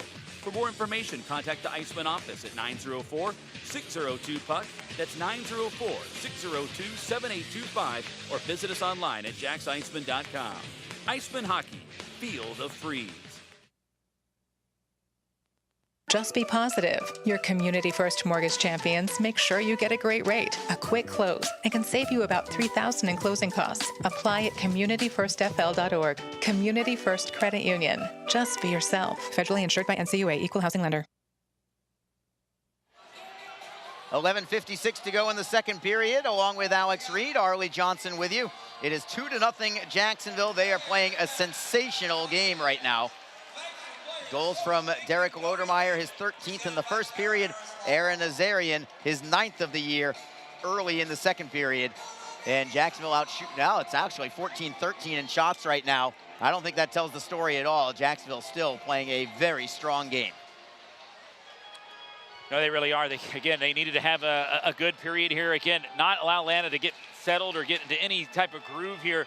And I think they've done that here in this period. A great job. Atlanta's doing a pretty good job of getting some opportunities, some shots. Of course, the power play aided with that a little bit. But again, another strong period so far. The Icemen are able to add to the lead, and it's 2-0. Here come the Icemen again through center. Howardchuk over the blue line, onside. Behind the back pass, man gets hit from behind. That was Sean Giles on a cross check. Held in at the blue line by Howardchuk. Wrister in a screen, deflected off the side of the net. Sanchez again with an opportunity. He gets it right back. Sanchez into the high slot, turnaround shot, save is made, rebound is available. It is Sanchez, another shot. That is blocked in front and cleared out by the Gladiators. Sheen will skate with it. He's got Nesbitt with him. Sheen looking for the trailer. That's Davison. Forehand, pad save by Broussard, who's looking great in this second period. Rebound cleared out by the Icemen. Taken back by Atlanta, but they can't gain the zone because they were going to be offside. And that allows the Icemen to take possession. It is Giles. Indirect feed, nobody home, comes back to the Gladiators. Constantino for Dalton Thrower. Cameron Kiley plays it in. Broussard will play it himself. Travis Howe drives it off the board, safely out. It'll roll into the Gladiator end. Dalton Thrower ahead of Craig Martin. Thrower around the back of the net, loose puck. The Icemen create the turnover. It is Howe knocking it free. Atlanta gets it back though. Nault behind his net. He can't clear. Panetta holds it in on his backhand. Curls to the forehand. Feeds it cross ice. Berzola with a slap shot. Deflected wide by Howe, who had a good opportunity there. Jacksonville still with it. It is Martin. Pinching in was Berzola looking for the pass. The Icemen still have possession. Berzola at the blue line. Touch feed. Knocked away. Still in the zone. Bouncing puck. Jacksonville has it. Berzola just wide. Rebound is loose. Where's it going to go? It ends up into the corner. And the Icemen still with possession. Jacksonville is buzzing along the walls. Martin takes a hit. Panetta with a drive. It deflects over the crossbar. Berzola pinches in from the blue line. He'll hold the zone. Atlanta will try the opposite wing. Constantino with Howe barreling in on him. Great hit by Howe as Atlanta clears it out. Broussard out of his net. He'll poke it up the wall and all the way out to center ice. Atlanta could be called for too many men there, but they're not going to call it. They should have. That's what the Iceman bench is saying. Looked that way to me as well. Well, and that was all made possible because of Broussard moving the puck quickly. We talk about how active he is in moving it, and he saw that change. I mean, it was a wholesale change. He threw it out there, and there were still 3 or 4 guys, in single file line trying to get into the door there, into the Atlanta bench, and puck kind of just glided by. But nothing doing there. Right now, each team has had 3 power play chances. Both teams are 0 for thus far. Jacksonville, of course, had to endure over a minute of being down 2 men, but they were able to thwart that opportunity from the Gladiators. Faceoff is in the Jacksonville end, but the Icemen have it. It's Berzola chipping it high off glass. It barely stayed in play initially. It actually ended up going out of play after it just glanced off the top of the glass. We will take a break. We have 9:32 to go in the second period. The Icemen on top, 2-0 over the first place Atlanta Gladiators. You're listening to Jacksonville Icemen Hockey. The Jacksonville Icemen are always looking to give back to the communities of North Florida. The team offers a ticket fundraising program that many local nonprofits and schools and charitable organizations can take advantage of. The program is simple. Your organization sells tickets to an Icemen home game, and a portion of each ticket purchase will go directly to your cause. This is a fun and easy way to raise money and gain exposure for your organization or school. For more information, contact the Icemen office at 904-602-PUCK. That's 904-602-7825, or log on to jaxiceman.com. Best Bet Jacksonville and Orange Park are open and excited to bring you the best in poker, simulcast wagering, cocktails, sushi, and more. Visit bestbetjacks.com for more information. Best Bet. Experience the best. We've got a great one here in Jacksonville. This is the first game of a 5-game homestand for Jacksonville. Get to the games this weekend or next weekend. After that, there's not much home hockey left in the regular season. No. After this 5-game homestand, the Icemen only have 2 more home games the remainder of the entire regular season. Back to play. Jacksonville on top by a pair. Mikulchuk gets the puck to center ice, and he'll sweep it deep on the backhand. It is Yoder up the wall. Gladiators look to clear at the blue line. Mikulchuk cannot hold it in. Fortunato gives chase against Hugo Waugh. Waugh keeps the puck in the zone. Nicely done by the veteran forward for the Gladiators. Centering feed deflected by Jacksonville. Look out as it goes into the crowd. About 8 rows up. Everybody's okay, and the young fan now has a souvenir. It's always good. Always good. I always hold my breath in those situations. Yeah. And there was an incident in Florida where a kid did get hit, and it was awful to see. He was okay, I believe it, again, it's just, you never know. But we've been fortunate that majority of the ones that have gone out of play here, believe it or not, hit like the one single chair that was empty in that row. We've been very fortunate this year. Jacksonville looks to clear out to center. They can't do it yet. They'll try again behind their own net. It is Giles moving it off the wall for Jaswal. Jaswal rims it around. Howardchuk tries to spin away from an Atlanta forechecker, but it's held in by the Gladiators. Giles hustles for the puck with one hand on the stick. Can't clear it out yet. Gladiators get the steal. It is Gertler, right wing corner, all the way to the line for Nesbitt. Riz shot is blocked. Comes up to the line. Nesbitt still holds it in. High rising shot blocked by Jaswal. Tries to sweep it off the wall, but he still can't clear it out. Rolls towards Broussard, who will redirect it behind his own net. And some pressure here from the Gladiators. Broussard, sensing that, finally gets the puck to come back to him. He'll freeze it and take the draw with 8:25 to go. Looking at the coaching staff for the Icemen, Nick Luco with Brandon Mashinter. Kyle McKenzie also there in a suit and tie, back on the injured reserve list. Week to week with an upper body, I guess they would call it. I remember Bruins head coach Claude Julien one time told the media a body injury. Wouldn't even specify upper or lower, just straight up said body. That's hilarious. Atlanta called for icing, and we'll bring it into the Gladiator end with 8:12 on the clock. Shots are even at 16 apiece, so give Atlanta credit in this second period for coming out with a purpose offensively. Of course, they've had a couple of power plays to really help them out. Francois Broussar has been nails between the pipes for Jacksonville thus far. And for the Icemen, 6 shots on goal, but they have the one goal that matters in this second period. Aaron Nazarian with a rebound of a shot from Craig Martin. And that has the Icemen on top by a pair. Big hit from Jacob Panetta on Holscher as the puck goes into the Jacksonville zone. Atlanta with possession. It is Holscher again. Spinning away from a man, tries to feed the line, knocked away by the Icemen. Here comes Brendan Harris. He's got Jacob Panetta with him. Harris over the blue line. Lost the handle briefly, gets it back. He gets spilled on the play by Dalton Thrower. Harris lost his stick on the play, but the Icemen get the puck back. It is Nazarian turning to his forehand, goes to the line for Hadfield. Hadfield setting up Craig Martin. Cross ice look. It is Berzola taking it off the wall at the left side. Again, cross ice, handled well by Martin. Martin chips it back into an open corner. It's Berzola again. Tries to step around a man. Martin helps out. It is Nazarian now, feeding Martin. Great cycling work done by the Icemen. In the slot, Berzola on the backhand. Tried to go on the bank shot by Murdaka, and Murdaka is able to get the right pad on it. Had the right idea, Zach Berzola did. He had Murdaka out of position. He tried to bank it off his leg, but Murdaka was able to get that leg back up against the apron. Not even so much against the short side post. He kind of had it up against the apron, and he's able to keep the puck out. Yeah, he was. Great job that time by Berzola, trying to get a little creative there in that situation. And, I think if he maybe had a little bit more time, he could have pulled it back and really snapped it, and that could have maybe gotten that ricochet off the back and in. Murdaka was able to kind of manage that one, and a good heads-up play there by Berzola, who's been playing pretty good hockey here the last couple of weeks as well. Jacksonville gets the puck back over the blue line. Howe chips it in deep. Lodermeier gives chase against Turner. Turner beats him to it. He'll feed Cody Sylvester on the left wing, and the Gladiators break through center. Sylvester will forehand it in. Broussard stays in his net. Gladiators are first on the puck behind the net. They'll move it to the left wing corner. From the blue line, shot deflects right in the top of the crease, bouncing puck, and Broussard is able to somehow corral it and freeze it before any Gladiator players could get there. That was a dangerous situation. That puck was bouncing all over the place like a hot potato. Broussard finally able to get a glove on it and take the face-off. Yeah, it was. That one just kind of, you never know with those, you know, when they're changing direction, hopping around.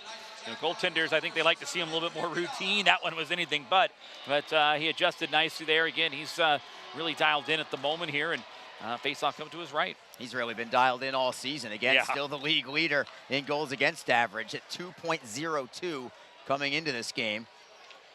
Jacksonville in their own zone. They will clear it up ahead. Looking for the stretch pass was Broussard. Great shift by Broussard. Now he's over the blue line himself. Almost beat another man. Turner just breaking the play up. Jacksonville looks for the steal. They'll get it at center ice. Zach Broussard, that would have been a heck of a move. Now it's the Icemen back in. Zapula splits a couple defenders, kicks it ahead. Sanchez couldn't knock it home on the loose puck, and Atlanta plays it out to center ice. That would have been an incredible goal, as well as Panetta skates back in for Jacksonville. He'll play it down low. Atlanta first on the puck. Moving in on the forecheck is Howardcheck, but the Gladiators will clear it away. It is Zach Broussard at his own blue line. Feeding Nazarian. Nazarian spilled on the play as he takes it over the line. Penalty coming on Atlanta. Delayed call. The Icemen still have possession. Jazzwall at the right point as the Icemen get 6 skaters on the ice. Broussard for Harris. Top of the left circle. Harris has it deflected. Atlanta gets the touch. And we will go to break. The Icemen will be on the power play when we come back. Already on top by a score of 2-0 and looking for more. This is Jacksonville Icemen hockey. Just be in control. With free interest checking and great digital tools, Community First makes smarter banking simple. Add an account at justbeyourself.com. Community First Credit Union. Just be yourself. Federally insured by NCUA. NHL players have amazing talent, and some of the very best developed right here in the ECHL. Beagles in, he scores. Now, follow all your favorite ECHL alumni every night on NHL Network's primetime hockey show, NHL Tonight. Both teams recognize how big this matchup is. Fire save by Dubin. Rebound. Goosebump stuff. NHL Tonight, every night 6 Eastern on NHL Network.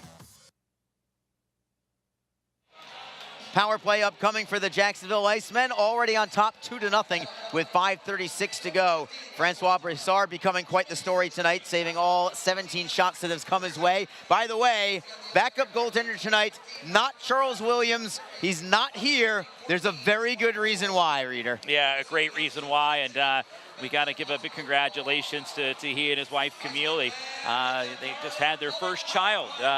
Beautiful that is baby so girl, awesome. Cody, and oh my gosh, the pictures. If you look on the on the Twitter and on the social media, there was a picture posted. She's absolutely beautiful, and we wish them all the best as we have a new addition to the Iceman family, and so excited for the both of them. And they're such great people, and now they got the family growing, and the Iceman family grows as well. It's even better. Yeah, Charlie, Camille, congratulations from the bottom of our hearts up here in the broadcast booth and from the entire Icemen family. It is a power play for Jacksonville. Icemen with the puck. Harris, high tip, save is made by Murdaka. It was a great one on the tip from Martin, and Atlanta will clear it out. Love that high tip play. That's a tough one for a goaltender to read, and oftentimes it'll give the forward a little extra space if they move maybe about 15, 20 feet above the crease. Jacksonville back into the zone onside. Harris at the right circle. Plays it underneath, looks for the goal mouth pass, couldn't find his teammate. That was Martin. Martin gets it back in the bumper. Moves it for Nazarian, top of the right circle. It is Harris to the line for Fortunato. Fortunato, saucer pass cross ice. Harris, down low for Nazarian. Nazarian back up high. It is Harris underneath. Martin double teamed on the play. Atlanta with the steal and clear. Still a minute to go on the power play. Jacksonville will send out their second power play unit as Fortunato stays on the ice to carry it up. Fortunato with lots of space. He's over the blue line. 2-on-3 for now, waiting for some help. He'll curl at the blue line and rim it around. comes all the way to the far side for Victor Hadfield. Hadfield knocks it off the wall. Sylvester looks to clear. Lodermeier has him tied up against the boards. Hadfield trying to pry it loose. 3-on-2 battle along the wall. Hadfield does not get free. Gladiators get it back, though, and they'll skate out with it. It is Kiley. Has it knocked away by Sanchez. Penalty coming, and it's going to be on the Icemen. With 4:01 to go, tripping is the call against Jacksonville. And I believe it's going to be Jacob Panetta heading to the box. And it'll be 4-on-4 for the next 26 seconds, and then a power play for the Gladiators on the other side. Yeah, no kidding. It's a tough one there. Again, Panetta and company just trying to tap the puck away from the rushing forward. Kiley came in with a burst of speed. And again, we talk about pressure and creating opportunities. You know, you can sometimes draw those penalties, and that's what happened right here. So, again, it'll be 26 seconds, and then a somewhat shortened power play here for Atlanta. Ice with penalty kill. They want to finish this period strong, just the way they started it. Sanchez on the draw against Waugh for Atlanta. Gladiators win it. Trying to clear the zone is Jaswell. He forces a loose puck, and the Icemen do collect it. It is Berzola by himself for the moment, going 1-on-2. Beats one man. He'll curl back to center. Well thought out there by Zach Berzola. The Icemen in no rush right now. They'll be shorthanded in 8 more seconds. Howardchuk for Jacksonville through center ice. He's 1-on-3. He'll try and drop it down low. Tapadic gets a piece of it, however, and Atlanta skates out. They may have a 2-on-1. It is Waugh looking for the centering feed, knocked away by Jaswell. He does not clear it. Tapadic cross ice, and Atlanta sets up. They've got 1:24 on the power play. Howardchuk defending on Tapadic. Gladiators still with possession. Underneath it is Waugh behind the Jacksonville net, tapped away by the Icemen. Golfing it out is Howardchuk. He'll get it all the way to the red line, and the Gladiators look to come right back. Skating in is Sheen. Sheen cuts to the right. Tapadic centering feed, knocked away. Loose puck in front. It belongs to Jacksonville. And flipping it ahead and out to center again is Craig Martin and the Icemen. Tapadic rims it around. Broussar got a piece of it. That's enough to feed it for Berzola. It'll deflect out of play, however. That's a tough break for Jacksonville, as Berzola had some time to clear it the length of the ice. Instead, it gets knocked out of play, and that means it's a defensive zone draw. Yeah, it does. So the faceoff remains in the O zone here for Atlanta. So a big faceoff right now here, and Atlanta really missing Mike Pellick here in these situations. Pellick, a veteran guy, and again, he's one of their better faceoff guys, and I think they really miss having him here tonight, especially in situations such as these where he can get things started with a faceoff win. But next man up, as they say. 48 seconds to go on the power play for Atlanta. A wrist shot from the blue line is blocked, comes up high for Jacksonville. Martin, possible 2-on-1 with Lynch. Martin, great move around one man, moves around another, tripped up on the play, no call. He gets it back, looks for the trailer. Hadfield cut towards net. Martin gets it back, still looking for the shorthanded effort. Couldn't find Lynch, but he does kill a lot of time on that power play for Atlanta. So well done, even if the Icemen couldn't capitalize shorthanded. 22 seconds left on the power play. Centering feed, good read there from Hadfield for Jacksonville, as Atlanta tried to play it to the bottom of the circle. They've done that a few times tonight. They are not afraid to set up a man at the bottom of a circle looking for a sharp angle shot, but Hadfield was there to redirect it out of play. Yeah, he was. It's almost like he kind of knew that's what they were going for that time, got his stick in position, and was able to redirect it and get it out in that case. But still a face-off here in the offensive zone. But again, I think that maybe Hadfield noticed the tendency that time and was able to take advantage of it. One more face-off win and clear should just about do it on this power play for Jacksonville, but that's jumping ahead of ourselves. They've got to win the draw. It is Derek Lodermeier against Gabe Gertler. Puck is down. Gladiators pull it away. Right point, Dalton Thrower getting some late power play time. Constantino with a wrist shot that is deflected wide on the play. Icemen get it back. They'll chip it off the boards and out. That will do it on the power play. Coming out of the penalty box right now is Jacob Panetta. Team skate 5-on-5. Both teams 0 for 4 on the power play now, as the Icemen look for the puck at center ice. They give it up to Constantino. Constantino into the zone. Pass is deflected. He gets it right back. Rister in a screen and a left pad saved by Broussard. Sheen with a turnaround shot. And I think that went off the referee. It was well wide of the net, and it went off the referee. Atlanta gets it back. Sheen with a redirect that goes wide. Atlanta with a little pressure in the offensive zone. Centering pass knocked away by Jacksonville. Harris spins away from one man. He'll feed Fortunato spinning away from one man. He's double teamed. Atlanta looks for another steal. The Icemen get it free. It is Harris to an open wing for Zach Berzola. Berzola curls back into his own zone to give himself some more time and space. 1:15 on the clock in the second period. Berzola looking to go coast to coast. Beats a couple of men. Forehand goes wide. Berzola looking to activate himself offensively a few times in this period. And the Icemen now got a turnover in the offensive zone. It's Nazarian tapping it behind the net. Atlanta looks to kick it free, but Martin takes over for Jacksonville. For Berzola at the left circle. Shifts around a man. Cuts towards goal into the slot. Forehand, and a great save is made by Atlanta and their netminder, Murdaka. Icemen get it back. Martin centering feed, deflected away by Murdaka. 44 seconds to go in the period. The Icemen with some pressure. Jaswal underneath for Howe. It is Martin behind the net. On his backhand, flips it for Jaswal. One-timer save is made. Rebound cleared up the boards. Jacksonville gets it back again. Martin hit from behind, no call. Surprised at that one as Atlanta ices it. Now it's a good icing call from Atlanta, but I'm surprised that that was not a cross-check against the Gladiators, and some great final minute pressure here from the Icemen. Yeah, it was there, and again, forcing Atlanta. They look a little tired here. These guys are pretty exhausted after a long shift, but they didn't have much of a choice. They needed a little bit of a breather, and they were in a jam, so they just cleared the puck down on the icing. And Icemen get an offensive zone draw here. 25 seconds left. Enough time to obviously win a draw, maybe get something going here. They can keep it alive here around the perimeter. Not this time. Atlanta takes it. It is Neely up ahead. A steal from Jacksonville. Fortunato looks to center. Spins away from a man. 16 seconds to go. What a steal that was. Fortunato from Mikulchuk behind the net. Centering pass. Zapula couldn't get a piece. It comes to the line for Hadfield. 8 seconds in the period. Hadfield walks the line. Wrist shot is blocked. He cannot keep it in. Atlanta with 2 seconds left. Will they have time? No. Time will expire as they were skating in on a 2-on-1. But another great period for Jacksonville. A bit of a pushback from Atlanta, but Francois Broussar very strong in that period. He saved all 15 shots that came his way, and the Icemen actually pad their lead. A goal from Aaron Nazarian, a rebound of a Craig Martin shot at 2:55 of period number 2, and that has Jacksonville on top, 2-0 after 2. Yeah, it's a good period there for Jacksonville. Again, I did say I would agree with you. There was a little bit of a pushback from Atlanta. They were kind of coming strong. I mean, they had 15 shots in the period when they had 3 in the first period, so they were getting their opportunities. But again, we talked about Broussard getting settled into this game. Well, yeah, he definitely got his work cut out for him in that period, but he did an excellent job stopping all those shots here, and shots are kind of evened out now. Icemen now with a 20-18 shots on goal advantage, so good period. Icemen were tested too on the penalty kill early. I think that was a key moment in that period as well. With the 5-on-3 they had to kill off, they were able to do that. And right now, Jacksonville doing everything they can right now and have a 2-0 lead here after 2 periods of play. That was a great point by you there, Reader. That was a critical penalty kill. I know it was only the second period, but that would have given Atlanta life, and the Icemen never gave them any life. A great penalty kill from the top-ranked penalty kill in the entire ECHL. We will take a break and return in a few minutes. When we do, we're going to break down your South Division standings. We're going to do that more and more as the home stretch of the regular season comes to a close.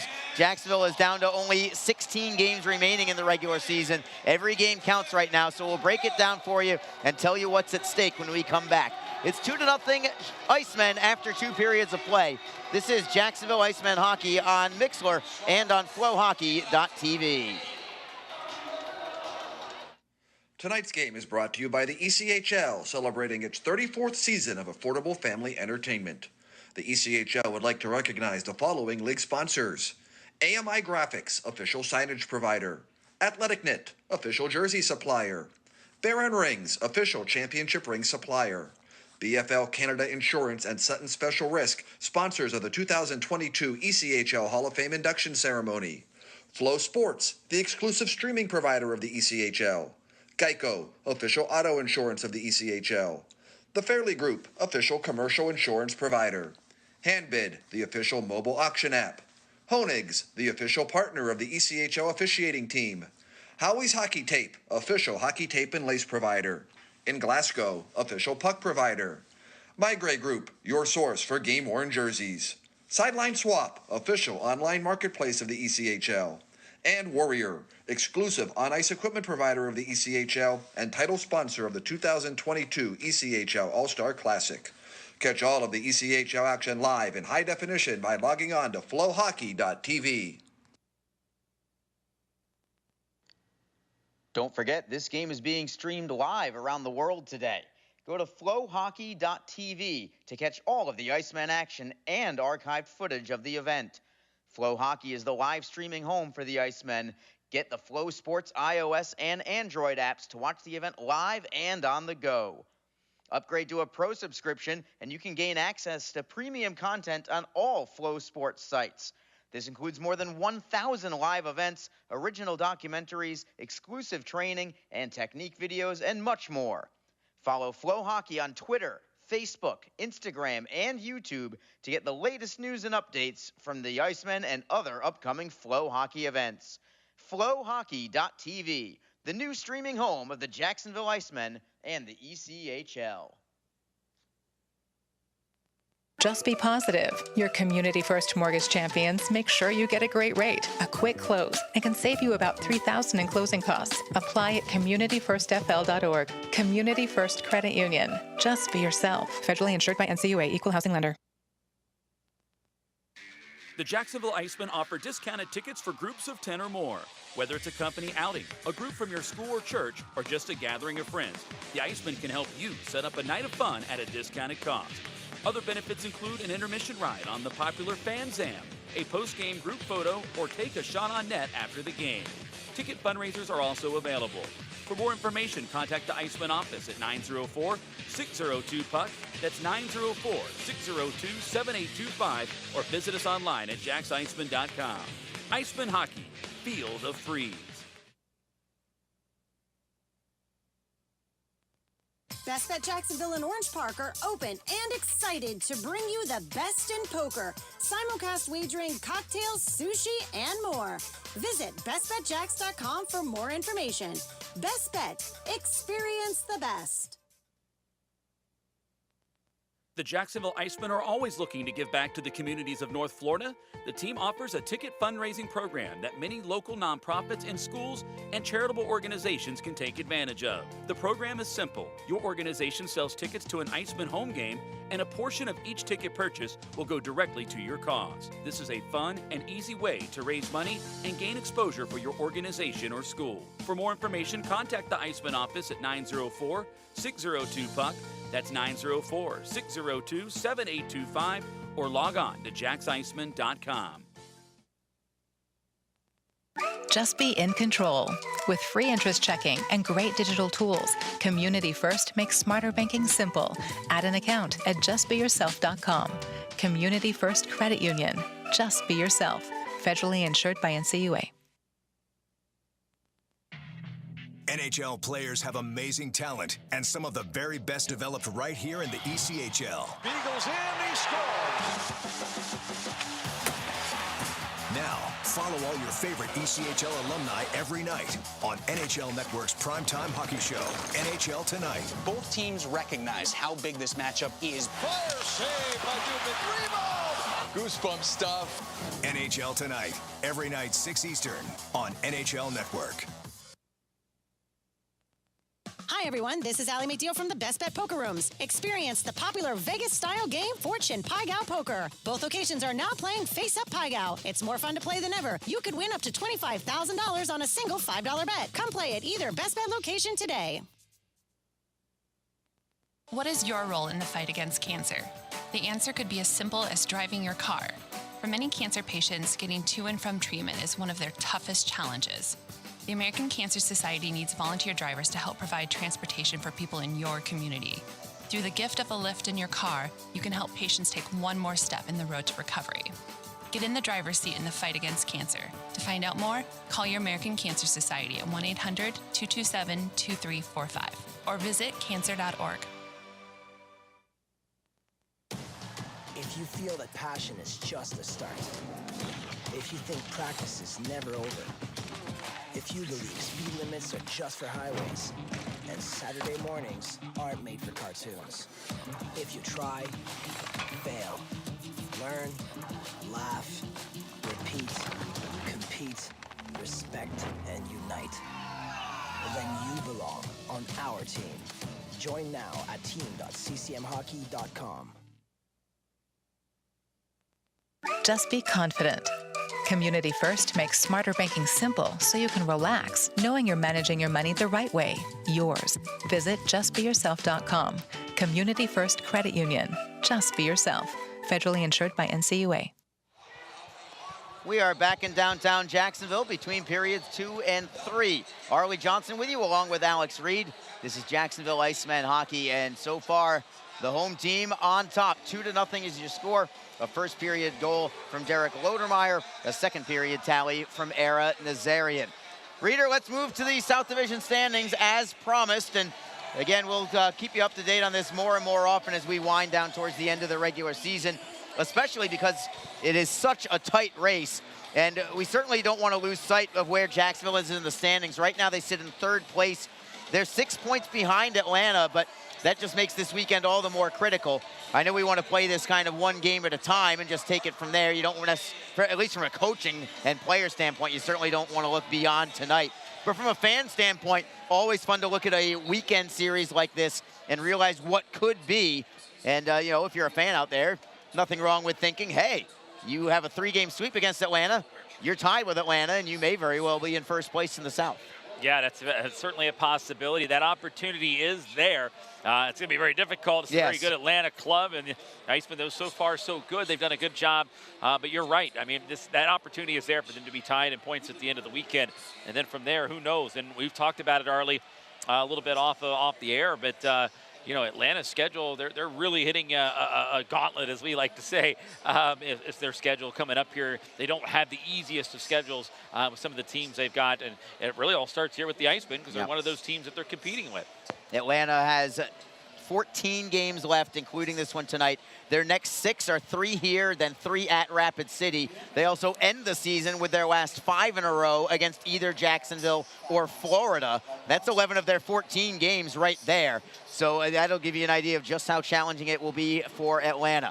That said, let's go through where exactly everybody is. Atlanta, give them credit. They've won 11 of their last 12 to earn first place, and I use earn, you know, in the right term. They have earned that right to be in first place right now. 36 wins, 18 losses, 3 overtime losses, 1 shootout loss for Atlanta. They are at 76 points on the season. In second place, the Florida Everblades. They have 73 points, 3 points behind Atlanta. They have both played 58 games. That is a factor, and I'll tell you why when we get to Jacksonville. Florida at 32-17, 5-4. Florida really could be in first place if they were just 500 in games that have gone to overtime, but they have not been good in the extra session this year. No, they haven't. It has not gone in their favor, and it's amazing. You know, I mean, look how close those games were, and again, they come away, you know, without those extra points, and it's costing them right now. So, and the Icemen have seen that too, and we've seen them drop a few games, 1-0. I think they've had 3, essentially 4 games this year. If you want to count last Sunday, I know it was a 2-0 game. It was an empty netter, but essentially 4 1-0 games the Icemen have lost this year. You know, what if they got points? What if they got 1 point in those games? Again, it just changes the whole dynamic. Just goes to show you that, yeah, it's a 72-game season, but every game can mean something when you start adding up games like that, and Florida's learning that lesson right now. And I tell you what, while it is hurting Florida going to the extra session and not doing well, for Jacksonville, it's the exact opposite. In fact, head-to-head, it's even been the exact opposite, as Florida and Jacksonville have gone to overtime against each other 6 times this year, but the Icemen have taken 5 of those 6 contests. The Icemen shootout and overtime combined are 9-4 this year. So Jacksonville actually, them playing well in the extra session, has kept them in the hunt for first place in the South. Right now, here's where the Icemen sit. 70 points on the season, 33 wins, 19 losses, 2 overtime losses, 2 shootout losses. So here we go. They're 3 points behind Florida for second place. They're 6 points behind Atlanta for first place. But we talked about Atlanta and Florida both having played 58 games, only 14 games to go. For Jacksonville, they've got 2 extra games. They've only played 56. They have 16 to go. That includes tonight. And those extra games in hand could very well be the difference when it comes down to it. Maybe in the final week, it might come down to the final, you know, game or 2 of the regular season. Not to mention, it might come down to how they fare this weekend against Atlanta, and next weekend a pair of games hosting the Florida Everblades. But you win these 5 games, or at least have a winning record in these 5 games. Most notably, win this 3-game series against Atlanta, and you're definitely going to be in the hunt when it comes down to the final week of the season. Yeah, exactly. And of course, Jacksonville starting the week with that win in Florida. That's another, again, that's a good way to get some momentum in your corner when you've kind of been struggling in the week prior. But then here they go. You know, they get a chance right now. And again, it's really meaningful wins at this point. And you have when you're taking on a team that you're trying to catch up with or fight off, and you can get a win in regulation. I mean, it is some pretty good damage here at this time of year. And we talked about those 4-point swings, they call them, and it's exactly what it is. And again, Jacksonville, the game's in hand on both of these teams. I mean, even after this weekend's over, Arlie, the Icemen will still have 2 games in hand on Atlanta. So that's something that they'll have in their pocket as well moving forward. 4th place in the South belongs to the Orlando Solar Bears. Remember, they had a 4-game series against the Icemen, and they took the first 3. Yeah. It had them close to within 2 points of Jacksonville in the standings. Since then, tables have turned. Jacksonville has turned things around. They've won 3 of their last 4. They now have re-upped their advantage over Orlando from 2 points on top to 8 points ahead of Orlando. And they also have 2 games in hand on the Solar Bears as well. I know Orlando is still pushing for 3rd place, but Jacksonville looks like they're in pretty good shape, especially if they can hold on to a victory today. If anything, Orlando needs to make sure that they play well to stay on top of the Greenville Swamp Rabbits. Orlando has 62 points on the season. They have a 9-point lead over Greenville, but Greenville has 3 games in hand against Orlando, and Greenville has some opportunities against some lesser teams like the Norfolk Admirals that they need to take advantage of. They're not tonight. They're actually trailing at Norfolk right now in the middle of the 2nd period. But that race is not yet over. Greenville still thinks that they've got a shot. We'll see what happens between those 2 clubs. But right now it looks like your top 3 are going to be your top 3.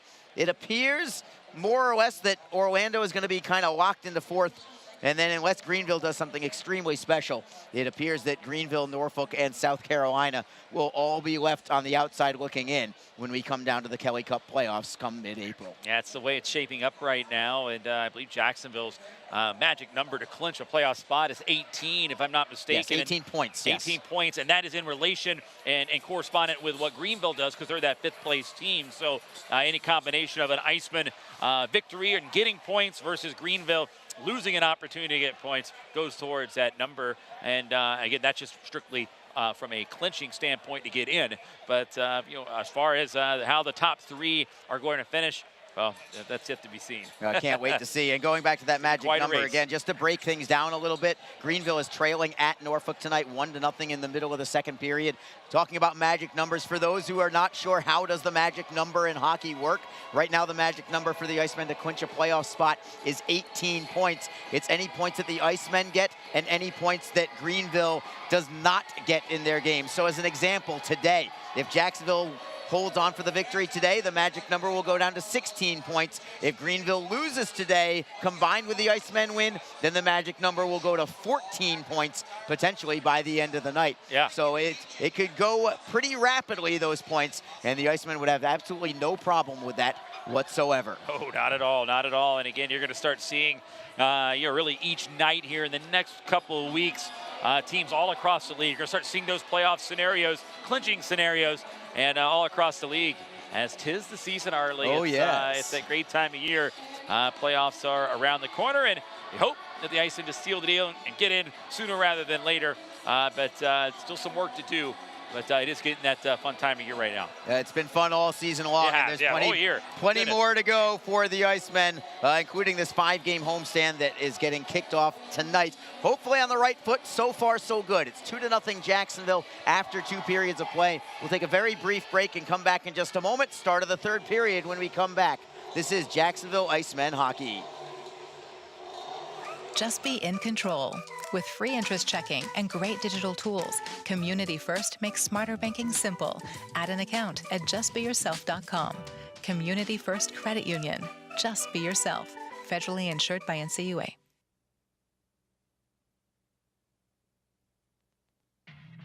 NHL players have amazing talent, and some of the very best developed right here in the ECHL. Beagles in, he scores. Now, Follow all your favorite ECHL alumni every night on NHL Network's primetime hockey show, NHL Tonight. Both teams recognize how big this matchup is. Fire save by Dubnik. Rebound. Goosebump stuff. NHL Tonight, every night 6 Eastern on NHL Network. We are back along with Alex Reed, Arlie Johnson with you. 20 minutes left of hockey to go. Jacksonville on top by a score of 2-0. A workmanlike effort here this evening, but still some work left to be done as the lights are down and the phone lights are up. Third period hype music in effect here in downtown Jacksonville. Great crowd on hand tonight. We expect a great crowd all weekend long. Potential sellout I have heard, at least for tomorrow night. A lot of things going on downtown with the monster truck jam going on. Also tomorrow evening, it's going to be a crazy, crazy good weekend for Jacksonville sports. Yeah, it certainly will be. And again, if you don't have your tickets for tomorrow, you want to jump on that right now. Tickets are going to be a little tight tomorrow, so get on it right now. Ticketmaster.com, JacksIcemen.com, whatever your mode is, and get your tickets locked in for tomorrow. And for anyone planning on coming to the game, if you got tickets already, we do advise everybody, because of the Monster Truck Show going on over at Everbank Field, or TIA Field. What is it now? I can't remember, I'm totally drawing a blank. Over at the Jag Stadium, my goodness. But you want to get here early because there could be some traffic, some parking issues because of multiple events going on. So we just ask everybody to keep that in mind when you're commuting tomorrow, that give yourself some more time so you don't miss anything for what should be a fun night. Third period is underway. Atlanta has the puck at center. They take it immediately over the blue line, but a feed from Waugh to Sylvester doesn't connect, and the Icemen get it back behind their own cage. They'll start the transition game. Puck hit a puddle of water, and it goes back to the Gladiators. Shot towards goal. No goal. Broussard holds it up against the short side post. What a tough break that would have been for Jacksonville. The Icemen were skating up the left wing side, but a fresh coat of ice left a puddle behind, and the puck stopped dead in its tracks and went right back to Atlanta. And what a great setup that was. They may replay this as well. Yeah, that puddle playing defense there for or actually offense for Atlanta. A little forecheck there, but getting the job done. And I think they are going to kind of delay it. And they're going to review it. Yeah, they are going to take a look at it and make certain. And right now, a goal for Atlanta, just 21 seconds into this period, changes the entire complexion of this hockey game, Arlie. Jacksonville's been cruising up in the least for the first 40 minutes, and now a goal here by Atlanta. If they were to reverse it and it would stand, this would certainly change the dynamic of this hockey game. And let's not forget, this replay tablet down there in the booth here has not been kind to Jacksonville this season. No, it has not. I didn't see if the red light went on or not behind the net of Francois Broussar. Not going to matter really either way. And it was such a bang-bang play. Quick shot, and the next thing you know, it ended up underneath the pad of Broussard. Such a tough break for Jacksonville, having that puck go off the back. And again, it's one of those situations where the puck has to completely cross the line. And I just don't know if it did. And it did not. Yeah, I just didn't see anything that would determine that that puck completely crossed the goal line in that situation. But they took a look at it, and they wanted to get it right, and it appears that they did. I have no problem with that whatsoever. Face-off is in the Icemen zone. That was just 21 seconds into the third period. Expect a strong effort from Atlanta here in the third period. From Jacksonville, this is not the time to sit back and just play defensive style hockey. They need to play their game, continue to do the things that have gotten them to this position in the first place. Exactly here. And then they know that also, I like that they're getting this right. There is a big puddle over there. Now they got the ice crew coming out here with the squeegee. Because again, that factored in on that play early. It really did. And so, they want to make certain they kind of just get the ice here, kind of all the puddles here, so they can kind of freeze a little quicker and not have that situation again. I think they need to get that corner right over there, but that's where the puck kind of stalled and sputtered a little bit. So a great call here by the official just to get it right, as sometimes you get some stubborn puddles out there. Great work by the ice crew, as always. Don't get too many opportunities to talk about them, but no. That's why they do such a great job, because they almost never need to be out here. Yeah, not at this point here. And a lot of activities going on here with the busy weekend and military weekend. And I think, but and when that happens, and then the Zambonis get out there a little later, and so, you get these puddles. The ice doesn't have enough time to really settle. And right now, though, they're getting a good squeegee job here, and great job here by the officiating crew. Checking the goal. They put what they thought could have been a goal. They got that one right. It was no goal, and then now, ordering that they kind of fix the ice surface here in that situation. We're ready to go. Face-off is in the Icemen zone. Left side of Francois Broussar. Luke Lynch against Cody Sylvester on the face-off. Lynch wins it, goes behind the net. Gladiators pull it away from there. It's Eric Neely playing it back down low. Sylvester tries to get the wraparound. Knocked free by Jacksonville. Comes off the far side boards. It is Lynch poking it away. Not out of the zone yet. Somehow it's held in. Now a poke check by the Icemen, and it's Broussar up the left side. Excellent work. Broussar on the backhand. Drop pass for Lynch. Broussar gets it back to the blue line. Dangerous situation, and the Icemen are fortunate to keep possession at center ice. Yeah, it's one thing that Jacksonville does need to be mindful of here. Don't get cute with the passes here, and don't do any risky plays. Again, you've got a good 2-goal lead right now, and you just got to manage the game here, make smart, simple plays, the correct plays, and that'll help them out the rest of the way out in this period. It is Lynch chipping it off glass. McCallchuck tries to step around Davison, couldn't do it. Gladiators have it in their own end. Tim Davison, good offensive defenseman for Atlanta. He'll get to the red line before forehanding it in. Trying to backhand it away with the help of Sanchez. The Icemen are able to get it out. No icing here. Zapula gives chase against Constantino. Constantino wins it by a stride. Atlanta, Holscher up ahead. Sets up Cameron Nault. Nault over the blue line. Wrist shot and a score. Did not expect that one to go in. I know Francois Broussard would certainly not expect that one to go in, but a wrist shot from 45 feet out beats him. I'm not sure if it was deflected on the way or perhaps a screen from the Jacksonville Icemen defender. Either way, it's a goal at 1:37 of the third period, and it's a 2-1 hockey game. Yeah, there might have been a screen there. He might have used the defenseman as a screen. He took the shot as soon as the defenseman kind of jumped up to kind of get in his way there, and it just ended in the back of the net there. Watching it again one more time, if you look, just a quick shot there. I don't know. It might have just been a clean beat there, an unexpected play. Good shot, though, and now the Icemen, it's a 1-goal game. It's exactly what Atlanta needed here, and the dynamic of the game changes. Martin with a slap shot. Save is made. No rebound. Murdaka was able to get it. Nazarian tried to get the tip or at least get a rebound, so I like the pushback here from Jacksonville immediately after giving up the goal. But Cameron Nault has Atlanta on the board. And a lot of work left to be done. Remember, Atlanta excellent when trailing after 1 or 2 periods. I actually openly questioned the last home game. Jacksonville has 6 wins this year when trailing after 2 periods. I actually wondered if that led the league. I know that it doesn't, as Jacksonville gets a chance, and Murdaka, what a save on Brendan Harris.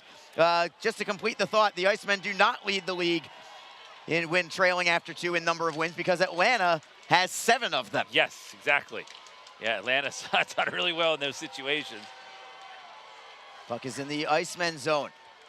Nazarian tries to tip it a free. He does work it to Jaswal. Jaswal up the boards, not out yet. Icemen get it back. It's caught in the skates of Brendan Harris. He couldn't find it. Now a poke check from the Icemen. It does come out to center, and the Gladiators retrieve it again. Yoder from center. He'll wrist it in. Giles loses it to Atlanta. It is Sheen losing it to Jacksonville. Here comes Harris. Setting up Lodermeier at center ice. He's by himself, just trying to get the puck down low. McCallchuck looks to tap it away from a man, gets it free, only to give it back up to Atlanta. It's played out to center. Gladiators through the neutral zone. Neely over the blue line. Wrist shot goes wide. Comes all the way to the right point, held in by Atlanta, only to give it up to Jacksonville's Zach Berzola. Berzola for McCallchuck. Right up the middle is McCallchuck. Keep going, forehand just wide. The seas parted for McCallchuck. He didn't recognize it until maybe in a second too late. Had he seen it immediately, I think it just would have been a clean breakaway right up the gut. As it is, the Icemen still with the puck in the offensive zone. McCallchuck for Berzola, centering feed. Great save by Murdaka on the touch redirect from Derek Lodermeier, and the Gladiators clear it out. That's 2 huge saves from Murdaka to keep this one close for Atlanta. Jacob Panetta for the Icemen, 2-on-3 for the moment. Didn't have anything going. He'll just play it underneath. Jacksonville on the forecheck, but the Gladiators clear it out. No icing. Panetta has it in his own zone. Jacob Panetta in his return after a 2-month absence. Back on the ice. feeds Ethan Zapula on the right wing. Into the bumper. Forehand goes over the crossbar from Howardchuk. Let it rip, but he couldn't put it on frame. Atlanta clears it out, and the Icemen have control. Fortunato, D to D for Berzola. Cross ice look, it is Zapula through center ice. Centering feed deflects into the Atlanta end. Dalton thrower around the back of his cage. Crazy bounce off the glass and out of play. Clock stops with 15:44 to go in the third period, and the Icemen lead has been cut in half. Yeah, it has, just like that. Again, exactly what Atlanta needed. They've hung around, and again, them getting the next goal in this game, which they did, now puts in position to make it a one-goal game, and they've kind of come out with a different attitude here as well, and that's kind of rejuvenated them a little bit. Just back to Jacksonville here, just got to stay with it, keep doing what they've been doing. It's got them here to this situation. Icemen win the draw, but a shot is blocked out to center ice. Excellent recovery there from Hadfield, but the Gladiators get it back. 2-on-1 Atlanta. Nesbitt, save made by Broussard. As the Icemen at least were able to retrieve themselves, or recover defensively enough for Nesbitt to take a shot from about 30 feet away instead of kind of closing in on the doorstep. And Broussard recognizing that, I think he saw that Nesbitt really only had one play to make. And he was able to gobble it up in the midsection and take the face-off. Nesbitt, veteran in this league, played his 1,000th game the last time they were here back in December. And well known across the league, well respected amongst the players, plays the game the right way.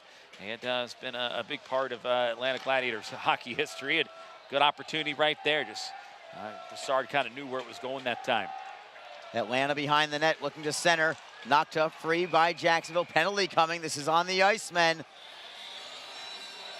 And it's getting a little more intense right now. Power play for Atlanta with 15:16 to go.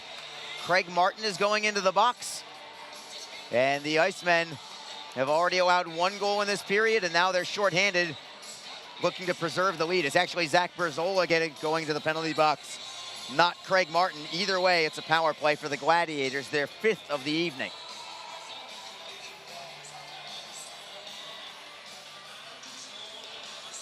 Icemen will send out Luke Lynch for this face-off shorthanded, along with Craig Martin.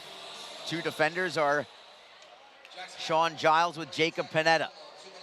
Play is tied up along the boards. Atlanta digs it free. They'll get it to the line, but over the line, Davison couldn't hold it in. He'll flip it ahead for Kiley. Kiley setting up Holscher. Mitchell Holscher dropping it back into his own end for Davison. And Atlanta slow to get through center ice. Davison now gets to center. He'll rim it around. It goes high off the glass. It stays in play. Jacksonville unable to clear the zone. Atlanta has the puck. Davison, center point. Right circle. Slapper goes over the crossbar, over everything, in fact. Hugo Waugh tried to uncork a one-timer from the left circle, but he airmailed it. From the way we had a look at it, we had a great viewpoint here, Reader. That net was wide open as the puck was coming to him. Yeah. But you could see the closing speed of Francois Broussard coming from post to post, and by the time that shot went off the stick, I think Broussard would have been there. Yeah, I agree. And again, it was open, like you said. I said, oh, this could be trouble here. And Waugh kind of got a little bit too much under, but a great job by Broussard getting over there as well, being in position. Atlanta wins another face-off. Holscher defended by Fortunato. Fortunato strips it free. Gladiators get it back. Big left pad save made by Broussard on Nault, who was bidding for his second goal of the period. Loose puck behind the Jacksonville net. The Icemen have it. Flipping it ahead. Can Lodermeier clear it? Yes. He does get it to center ice, but he could not set up Howardchuk. No problem. Make sure you do the safe thing and at least get it out of the zone. Atlanta now gives it up at the blue line. Here's Howardchuk looking for Fortunato at center, but that's intercepted. And Atlanta is back into the zone. Centering feed right through the goal mouth. The Icemen come away with it. They'll skate shorthanded. Howardchuk unable to set up Fortunato. He does get the clear out, however, and he forces it back into the Atlanta end. And actually, it's going to be an offside call against Jacksonville. I don't think the Icemen mind that at all with 40 seconds left on this power play for the Gladiators. Brings the face-off the other way, allows them to reset here, and face-off coming just outside the blue line of the Gladiators in that situation. 40 seconds to go on the penalty to Berzola. So far, the Iceman penalty kill has just been doing a pretty good job. Although Atlanta, this is probably their best-looking power play, maybe as far as chances set up so far here in this game. Jacksonville wins the face-off. They'll wrist it behind the net. And the Gladiators pick it back up. 30 seconds to go on their power play. Right side, it is Nesbitt. Couldn't gain the line, delayed offside. Jacksonville will kill some time here. They've got the puck. Plenty of time in his own end is Craig Martin. Now he'll slap it off his home player. He gets it right back. I wonder if the two of them actually are laughing about it right now. They actually tap each other on the shin pads as the Icemen do ultimately get the clear there. Although none the worse for wear for Luke Lynch. Atlanta rims it around. 3 seconds to go on the power play for the Gladiators. Bouncing puck, Atlanta has it. Slap shot from the blue line, blocked in front. Swept ahead by the Icemen. Berzola is out of the penalty box. Icemen through center ice. It is Giles over the blue line. Tries to feed Craig Martin. Martin in the corner. He'll play it underneath for Nazarian. Great kill again for the Icemen. They're 5 for 5 on the penalty kill. Aaron Nazarian, 1-on-2 on the wall. Still kicks it for Harris behind the net. Excellent work there by Nazarian. Harris flips it cross ice. Fortunato playing it back around the boards we go. Hadfield lost the handle. He jumped over his stick and the Gladiators skate out. Maybe a 3-on-2. Atlanta gives it up the blue line. A steal, turnover. Up ahead, it is Harris. 3-on-2 with Nazarian. Harris in the high slot. Looked for the pass for Nazarian. It's deflected by Atlanta. Gladiators get it back. They'll feed it up to the blue line. Goes off a skate. Constantino picks it back up for Atlanta. 12:21 to go. A steal from Jacksonville. Harris by himself for the moment. Into the high slot, 1-on-2. Couldn't get anything going with it. But he does slide the puck to the Atlanta netminder. Murdaka will cover it up and take the face-off, and will take a break in the action. 12 minutes, 15 seconds to go in the third period. The Icemen nursing a 2-1 lead over Atlanta. This is Jacksonville Icemen hockey. Tonight's game is brought to you by the ECHL, celebrating its 34th season of affordable family entertainment.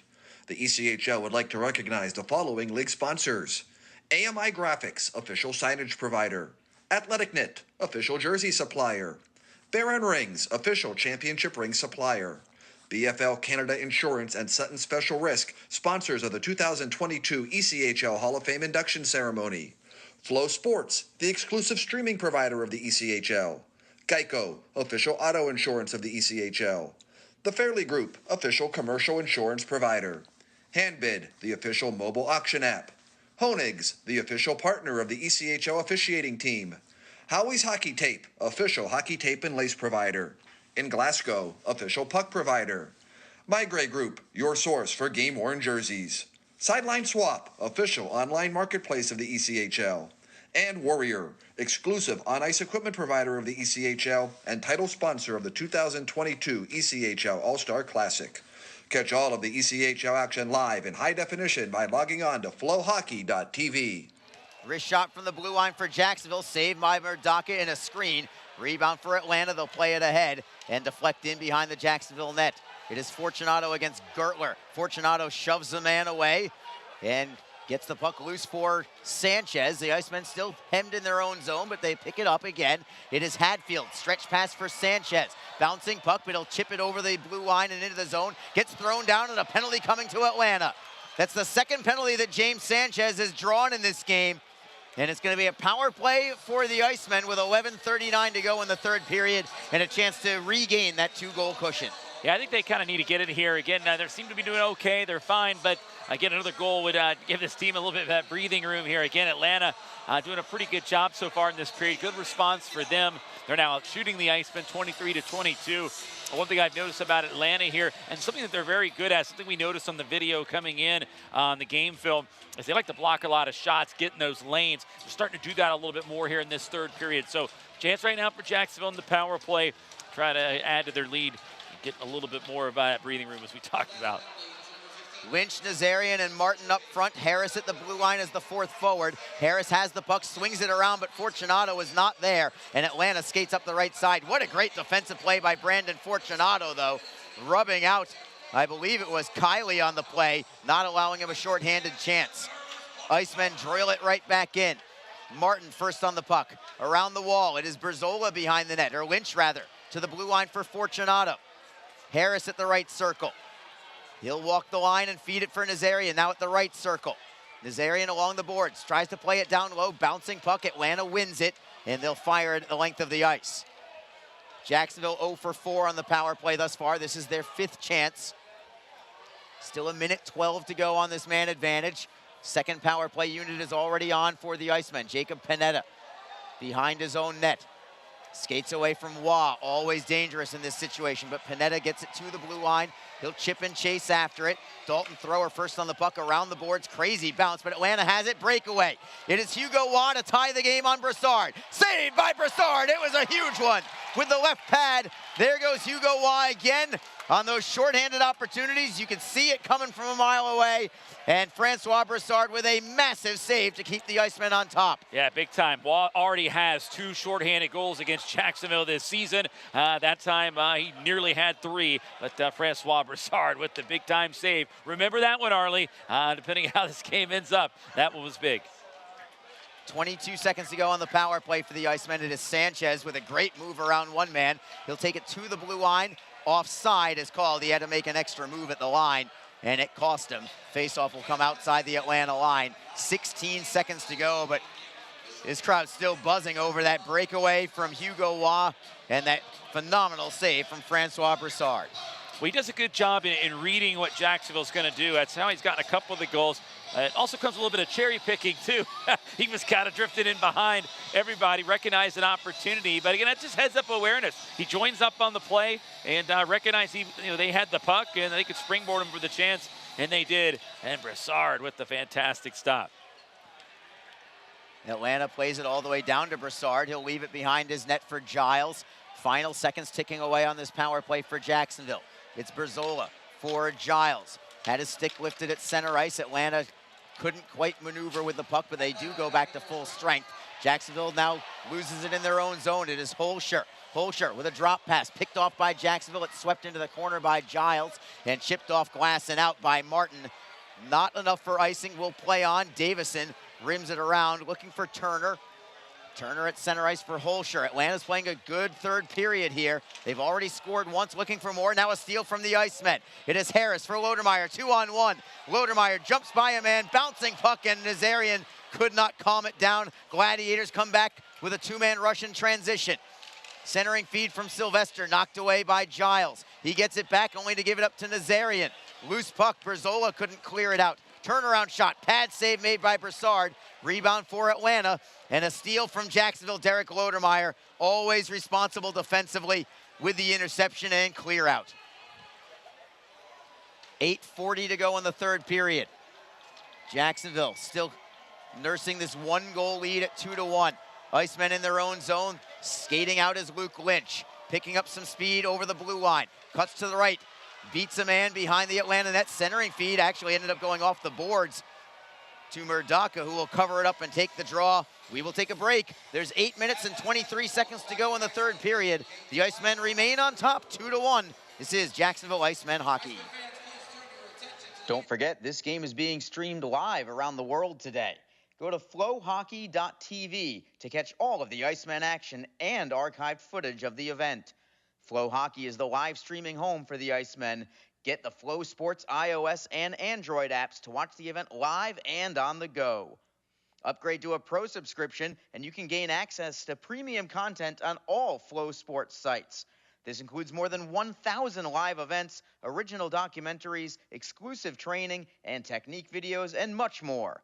Follow Flow Hockey on Twitter, Facebook, Instagram, and YouTube to get the latest news and updates from the Icemen and other upcoming Flow Hockey events. Flowhockey.tv, the new streaming home of the Jacksonville Icemen and the ECHL. Just be positive. Your Community First Mortgage champions make sure you get a great rate, a quick close, and can save you about $3,000 in closing costs. Apply at communityfirstfl.org. Community First Credit Union. Just be yourself. Federally insured by NCUA, Equal Housing Lender. Just 8:23 left in the third period. Jacksonville could not have the clock tick away fast enough right now. On top by 1, and they just want to have the clock hit triple zeros. Maybe even more than that. They'd love an insurance goal. Right now they have a face-off in the offensive zone. Man falls down for Atlanta, and that allows the Icemen to look for a turnover. They will keep it in at the far side half boards. Lynch knocks it free for McCulchuk. McCulchuk double-teamed, and Atlanta gets it to center. Icemen right back in. They clear the zone and come back into forecheck. Lead pass from the Gladiators, goes off a stick, out to center. Icemen get it back. It is Hadfield rimming it around. Murdaka could not block it behind the net. McCulchuk trying to dig the puck free, but instead it is the Gladiators. 3-man rush, 3 back for Jacksonville. Shin's pass is deflected, comes back towards the line. Icemen can't clear it out yet, but they have it once more. Safely over the blue line is Howarchuk, and another clear in from Atlanta from the red line. It is Hadfield behind the net for Berzola. Breakout pass for McCulchuk. He gets it to center, stood up there by Davison. Atlanta with the steal, they're onside. Shin feeding it for Nesbitt, tried the sharp angle shot. Goes wide from the blue line shot, deflects behind the net. That could have been dangerous. The Icemen chip it up the wall. McCulchuk tries to golf it out at the blue line, held in by Kiley. Centering feed and a one-timer from Nesbitt goes wide. He barely got a piece of it, and the Icemen clear it out. Foot race for the puck. Sanchez at minimum is going to prevent the icing. He'll track it down in the left wing corner, looking for some help. He'll find Zapula. To the blue line, it is Jacob Panetta. Wrister in a screen, save is made, rebound right in the top of the slot. Deflected free for Atlanta as Craig Martin couldn't track it down. That puck would bounce high in the air, about 5 feet in front of Murdaka.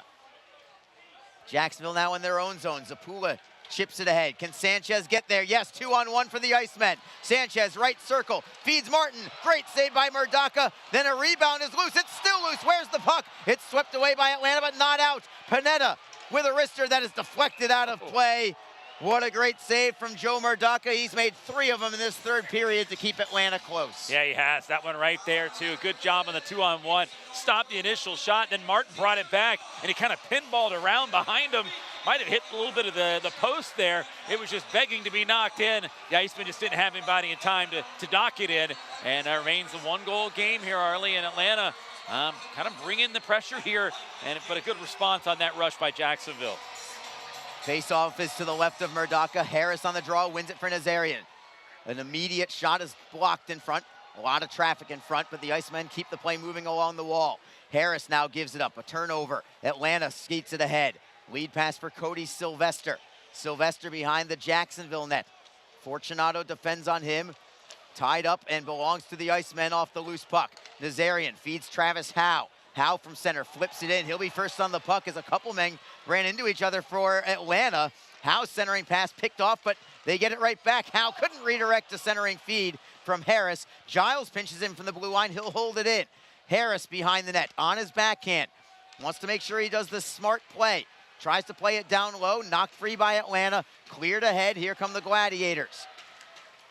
Over the blue line, offside is Atlanta with 5:38 to go. And Howe accidentally, sorry, not sorry, bumped into Eric Neely along the way. One final break, we'll come back in a moment. It's still 2-1 Jacksonville, 5:38 to go in the third period. This is Jacksonville Icemen hockey. The Jacksonville Icemen are always looking to give back to the communities of North Florida. The team offers a ticket fundraising program that many local nonprofits and schools and charitable organizations can take advantage of. The program is simple. Your organization sells tickets to an Icemen home game, and a portion of each ticket purchase will go directly to your cause. This is a fun and easy way to raise money and gain exposure for your organization or school. For more information, contact the Icemen office at 904-602-PUCK.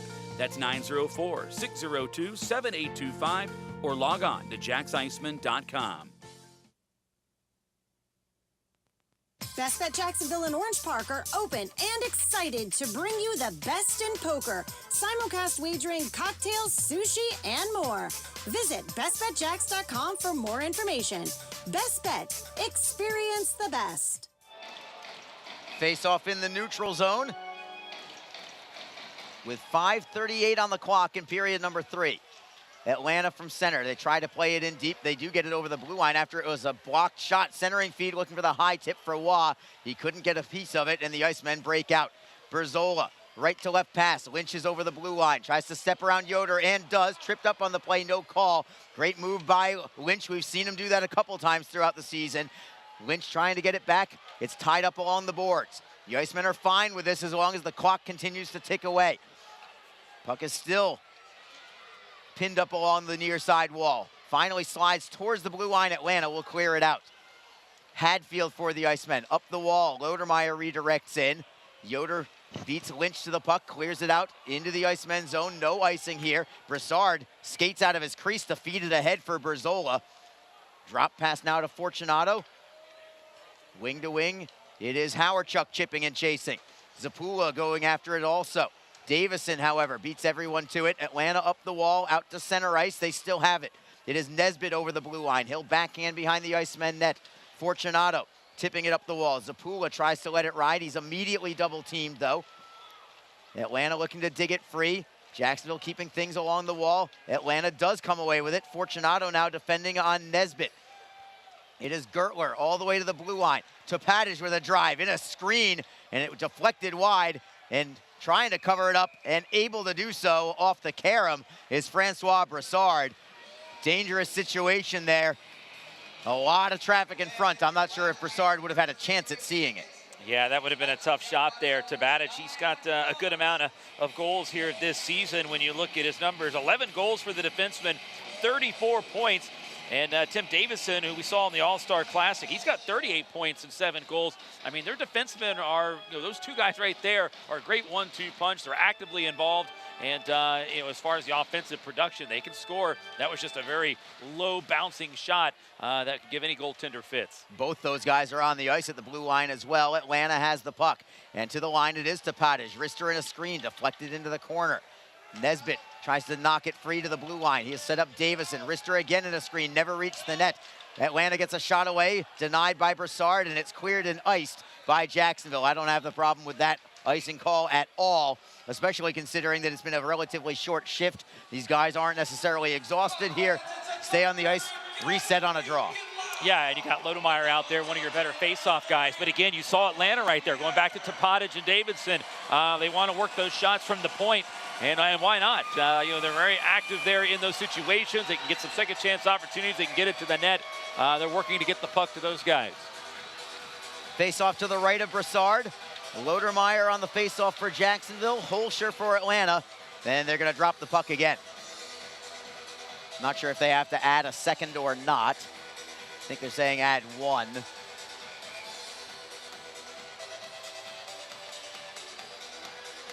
Yeah, they add 1 second. 3 minutes, 45 seconds to go. Jacksonville looking for a win over the first place Atlanta Gladiators, preferably in regulation. That's where they are right now, a 2-1 advantage. Icing waved off here as the Icemen clear the zone. A regulation win for the Icemen would pull them within 4 points of first place with 2 games in hand. Icemen now with the puck in their own zone. Good breakout. It is Martin, cross ice for Hadfield. Hadfield over the blue line for Nazarian, 2-on-1, but Arister is blocked in front. Nazarian had Harris cutting to net, but he called his own number and his shot was blocked. Atlanta plays it ahead. By himself for the moment is Neely.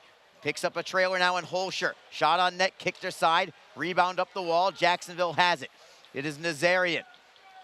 Indirect feed for Martin, knocked free at the blue line by Davison. Gladiators have it with Holscher. Atlanta into the zone. Onside is Cody Sylvester.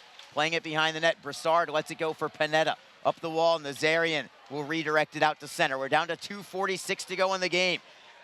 We'll see when Joe Murdaka leaves for the bench in favor of a 6th attacker as the Icemen look to preserve this lead in the Atlanta zone. Gladiators have it behind their own net. It is Davison up the left side. Long stretch pass looking to prevent an icing. Are they going to call it icing? Yes. Excellent play by Sean Giles. That was a set play from Atlanta. They knew it was a potential icing, but they thought that they were going to get to the puck first. Giles, I think, sensed that.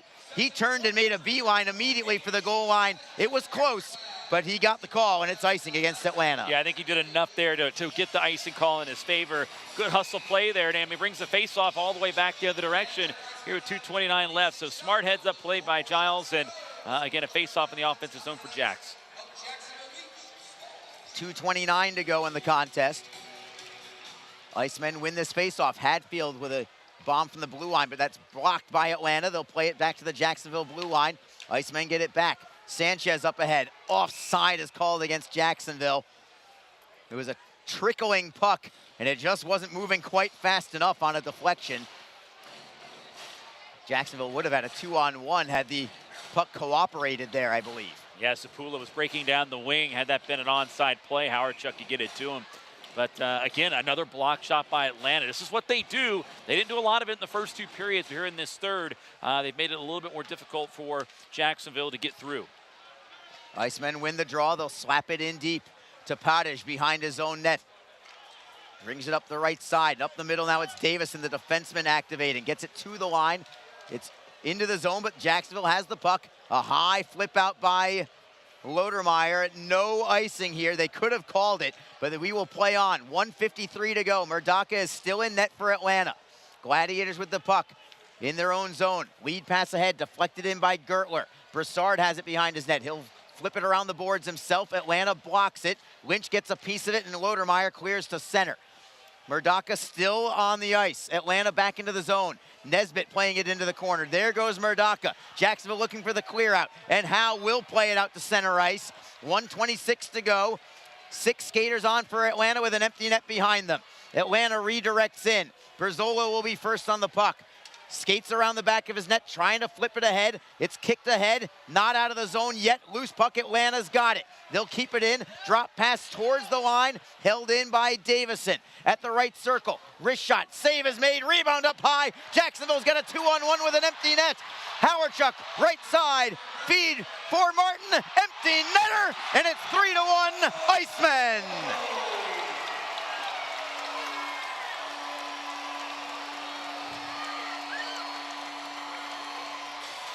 Craig Martin with the insurance goal with 57.7 on the clock.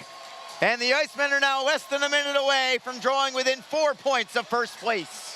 Great job there by the Icemen to get the job done. And there's Martin getting his 19th of the year. I think with that goal, Arlie, he moves second all time in Iceman history. Well, Matt scored too, though. Oh, that's right. You're right. So I think they're even again. You're right. Forgotten Nazarian's in as well. So we got a nice little race for those two going for the second place all time. But hey, again, getting that big go-ahead marker here, that was huge for Jacksonville. And Craig Martin potting that 19th goal of the year, team best. What a year he's having. He's on the cusp of 50 points on the year, Arlie. Here's Joe Massa with your goal call. 19th goal of the season, number 29, Craig Martin. Assisted by number 17, Ben Howardchuk. Time of the goal, 19 minutes, 52 seconds. Howardchuk, the only assist, 38 seconds to go in the game. Atlanta back into the offensive zone. It is Waugh around the back of the net, looks for a wraparound backhander. Save is made there by Broussard. Atlanta's not done yet. Waugh with a wrister, kick save made by Broussard. Atlanta still with it, still in net is Murdaka. Gladiators look to get the shot away, picked off by Jacksonville. Mikulchuk off the wall, not out yet. Turner with a shot. Save is made on a deflection. Great save there by Broussard. Chipping it off the glass, and out is Jacksonville. It will be icing. Clock stops with 7.6 to go, but that will basically seal it. And Jacksonville is going to come away with a victory here against the first place Gladiators in the first of a 3-game set. It's off to the right foot.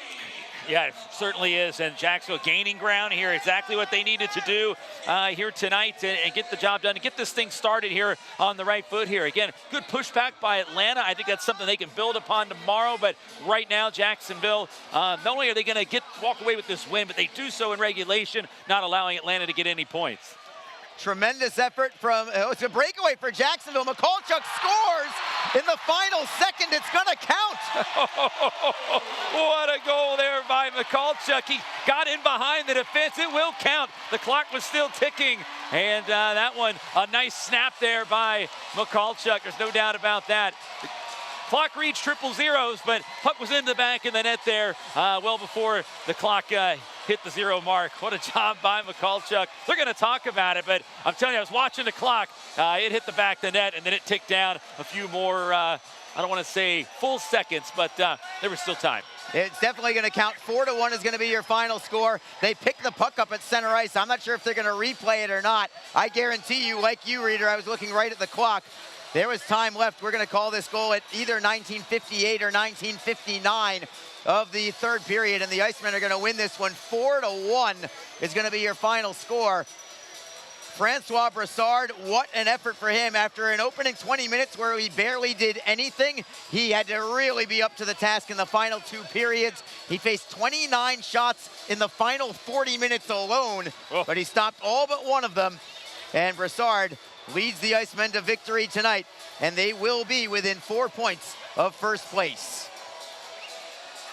Yeah, they're going to talk and look it over just to see how they're going to handle it here. Atlanta, they're just saying, hey, we're getting off the ice here. That wasn't in. This game's over, but it was not. They're going to have to drop the puck unless the official decides just to let it wind down. I'm trying to pull it up here on my little replay thing here, but and if you watch the clock, the puck's in the net. Yeah, there was still maybe 0.7, 0.8 or so. Yeah, about 0.7, 0.8. You know, that's the way this one should be, but I think they'll see that. I did look there. They do get this side view, Arlie. They get the overhead views, but now there is that side view that we just watched. It's basically the program feed, and so they should get that view that we saw, and that'll have the clock in the puck going in the net at that point. You know, if they get it right, that this should stand as a goal for Vlad Mikulchuk there. And he just kind of raced back behind everybody and got him behind. They looped it to him, and he went on the stride and got it done. Just waiting for the official goal call. There it is. It is a goal.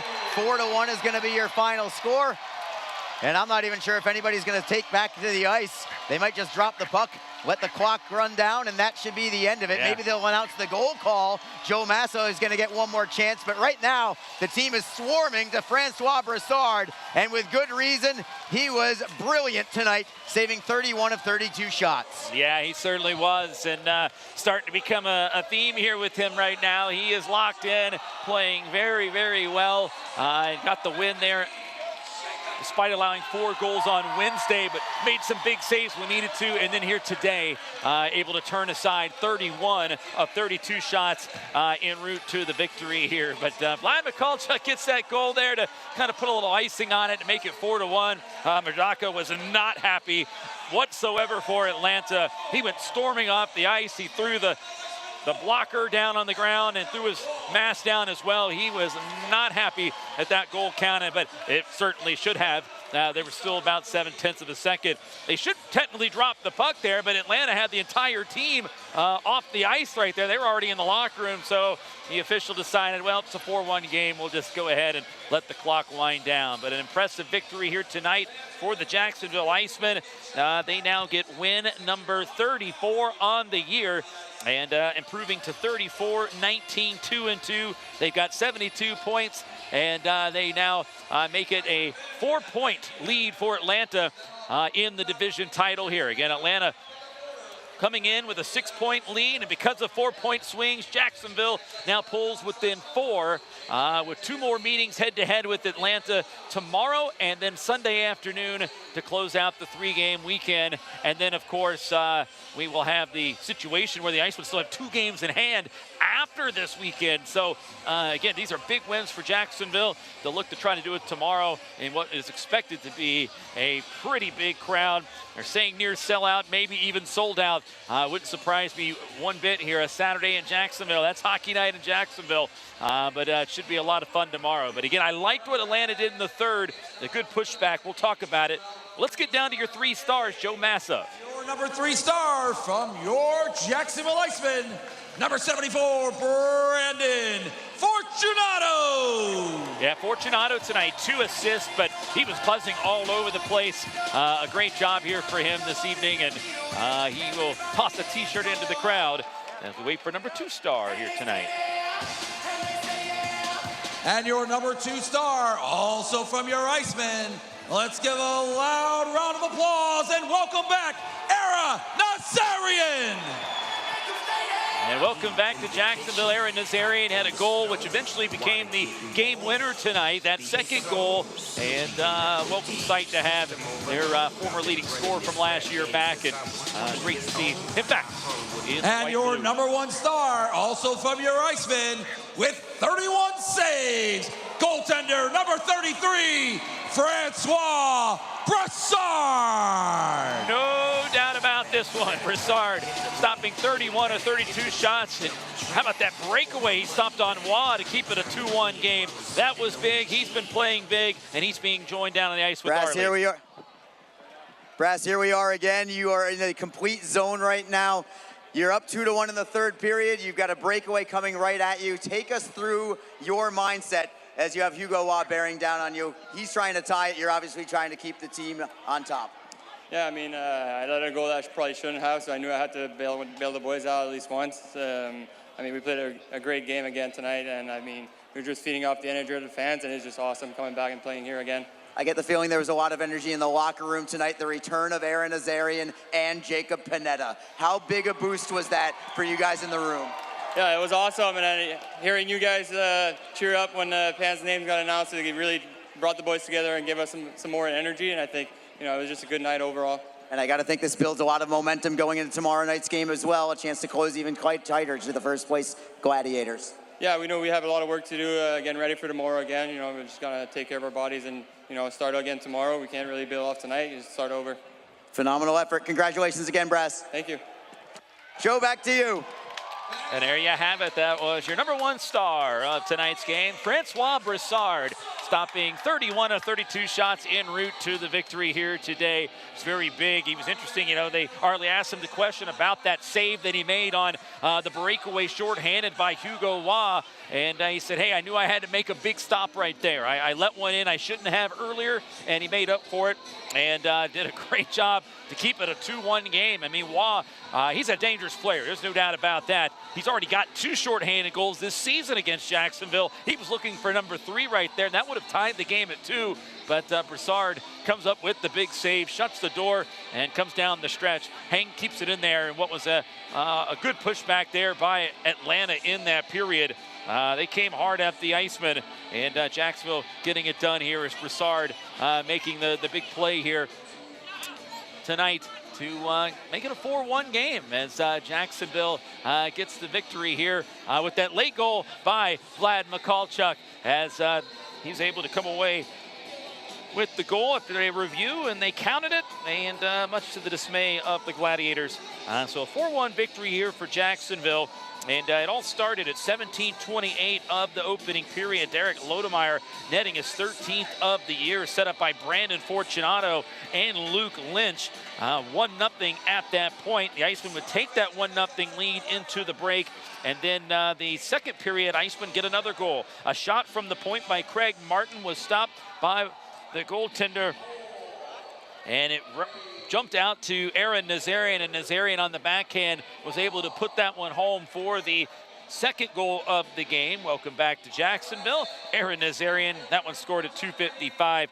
9th of the year for Nazarian, set up by Martin and Fortunato. 2-0 Jacksonville at that point in a period in which they were outshot 15-10. Francois Broussard stopping all 15 shots in that second period. We head to the third period. Atlanta with a good pushback.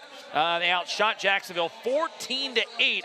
So Broussard making 28 saves in the final 2 periods alone. And again, earning that #1 star. He was big and was able to keep them off the scoreboard for most of that period. But Atlanta got on the board early at 1:37. Cameron Nault netting his 9th of the year on a long-range shot. Holsler and Kiley getting the assist on that tally. It was a 2-1 game. All the way, tightly contested. They continued to push. Broussard continued to make the saves. And then the Icemen getting an empty net goal at 19:02 from Craig Martin. His 19th of the year, set up by Ben Howardchuk. 3-1 at that point, pretty much sealed the deal, but Jacksonville wasn't done. Vladislav Mikulchuk getting in behind the defense, and they set him up for the breakaway chance. He went in, he took a nice little snapper that beat the goaltender, and it goes in for the tally to make it 4-1. They reviewed it to make certain that it was scored during that time frame, and they determined that it did, as it was the right call. But that was it. That would do it. Mikulchuk gets his 9th. Panetta and Hatfield get the assist. So Jacob Panetta, in his return back, gets an assist here in this game. So great to see Jacksonville outshot in this game 32-28. Power play opportunities, both teams 0 for 5 here in the contest as the Icemen get the win in front of an announced crowd of 7,177 here on a Friday night. And tomorrow's expected to be even bigger, potentially a sellout. If you don't have your tickets, folks, you better get on it right now. Ticketmaster.com or JacksIceman.com to get your tickets for tomorrow night's game. Big crowd expected.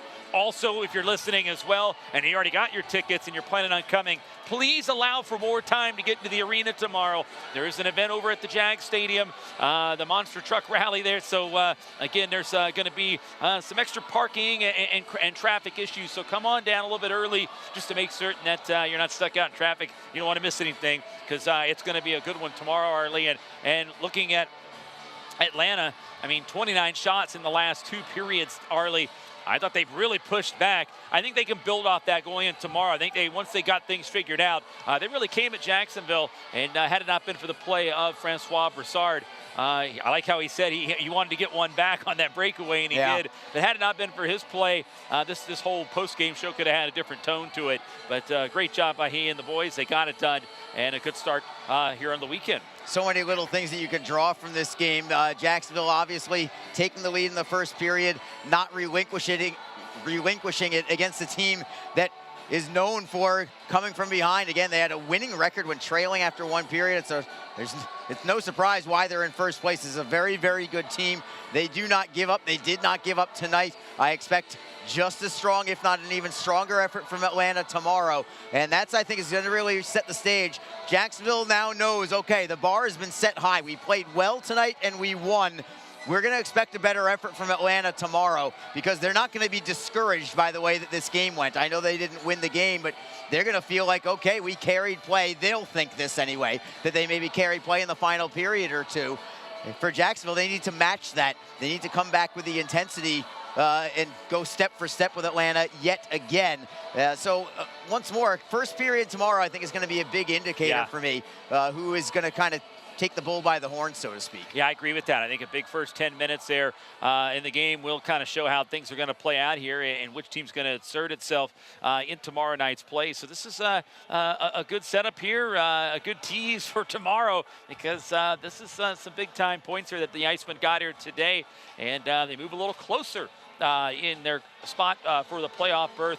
Again, the number was 18 heading into tonight. And based on what Greenville did here tonight, we might have a new updated number right now. We know it's at least 16 at the moment, but it depends what Greenville's doing. Arlie, I'll let you look at the out-of-town scoreboard. Yeah, we'll do it real quick. Greenville has come from 1-0 down to take a 2-1 lead over the Norfolk Admirals. Still 9 minutes to go in that game, so it's not decided yet. If Greenville does hold on to that victory, they actually could very easily be within 7 points of the Orlando Solar Bears with 3 games in hand on Orlando as well. Yeah. The reason for that is because Orlando is not doing Jacksonville any favors at all tonight. They are trailing Florida 3-0 with just 4 minutes left in that game. So I would expect that Florida will hold on to that one. Assuming that is the case, then your standings will look like this as of right now. Atlanta in first place with 76 points. Florida will move within 1 point of first place with 75 points, assuming they, again,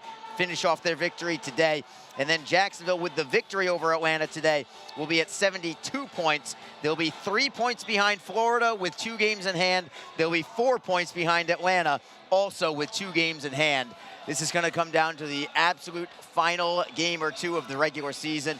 And I hope that all of you come on the train and join the ride with us because it is going to be a heck of a finish in the regular season. And it really set up a great preview for the playoffs as well. Yeah, it really is. It's going to be some great hockey coming down the stretch. And again, as these 4 teams start to figure themselves out, we know it looks like 3 are starting to position themselves. But again, it's going to make for a great playoff as well. I mean, we're not quite there yet. We still got a long way to go, Arlie. A lot can happen, but again, things are looking pretty good here. We're getting some great hockey. It's that time of year, and everyone's got to be getting excited. And I think the fans were treated to a great game here again tonight. And you know, lost in the shuffle of this because it happened at the very, very end. I know this is a small thing, but there's a guy that I've wanted to get going again for Jacksonville for a while. That is Vlad Mikulchuk. He's been kind of snake bit a little bit. Yeah. Not too many opportunities to score lately. Don't underestimate what that goal at 19:59 of the third period could potentially do for his psyche. Yeah. Sometimes it's just little things like that, you know, almost like, you know, a guy that just kind of gets a scratch infield hit in baseball when they're slumping. You know, one little thing can lead to a bigger thing. Yeah. And it may I'm not saying it will, obviously, but it caught my attention that he scored very late in the game. And those are the kind of things that oftentimes will kind of reverse a player's fortune. And it could maybe end up working out pretty well for Mr. Mikulchuk going into the remainder of the weekend. Yeah, Murdaka, he was not happy that last goal went in. He was throwing all the gear he had on the ground. He went off a little bit there as well, so his psyche was one of a little bit of anger at the end there that fourth one went in. But again, you're right, you know, and they say sometimes when you get out of a slump, you know, sometimes, especially with a goal-scoring slump for Vladislav Mikulchuk there, you know, they sometimes come in bunches, goals, and they're like bananas, they say. So they come in bunches. We'll see if that's the case for him and get him going a little bit because, you know, we've seen what he can do. I mean, he's had a hat trick. He had a 4-point night earlier in the season against Orlando. We know that when he brings the physical presence too, with the hitting, he can do that as well. So, again, a great job by him getting that goal there. Just getting in behind the play, maybe a little bit of a cherry pick as well. But, hey, it's fine. But you know what? He did the right thing. Atlanta's got to know he's back there. He snuck in behind him. It wasn't like he was just standing there. He did a loop around behind him, and they just flipped it to him and sent him off on that breakaway chance. And was able to get that one to go in. That was a lot of fun. That was the cherry on top tonight as Jacksonville gets 2 goals in the final minute to seal it this evening. An empty netter from Craig Martin and then Vlad Mikulchuk at 19:59 of the third period. The game winner tonight belongs to Aaron Nazarian in his return from the American Hockey League.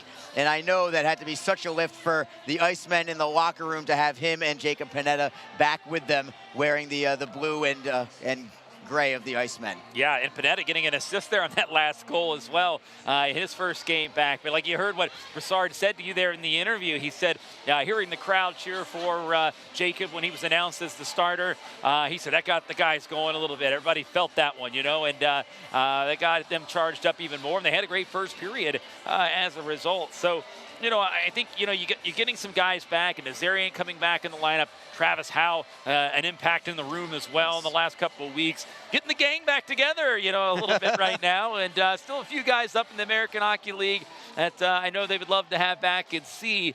But, you know, when this team is complete and they're together, you know, they're a force on the ice, but they're a force in the room there as well. They enjoy coming to the rink. They enjoy being around one another, and that's always a good sign coming late in the season. It's great to see. So the first of 3 here at home against Atlanta worked out fantastic for Jacksonville. They get the job done and defeat the Atlanta Gladiators tonight by a final score of 4-1. 2 more games to go in this 3-game series between the two clubs. If Jacksonville can win the entire weekend and sweep Atlanta all in regulation, you could be looking potentially at Jacksonville being alone, or at least tied, or rather tied for first place with Atlanta by the time that the weekend is over. But first things first, tomorrow night, Jacksonville hosting Atlanta for the second of 3 games, where they'll try and close within 2 points potentially of Atlanta. That will do it for this broadcast and for our post-game show. Thank you so much to Gemstone Media. Of course, our off-ice crew led by Kate Truslow and Alex for you as well. We appreciate you listening or watching, depending on your platform of choice. Your final score, once again, here from Jacksonville. The Jacksonville Icemen 4, the Atlanta Gladiators 1. Have a wonderful evening, everybody. We'll see you again tomorrow. This was a great night for hockey.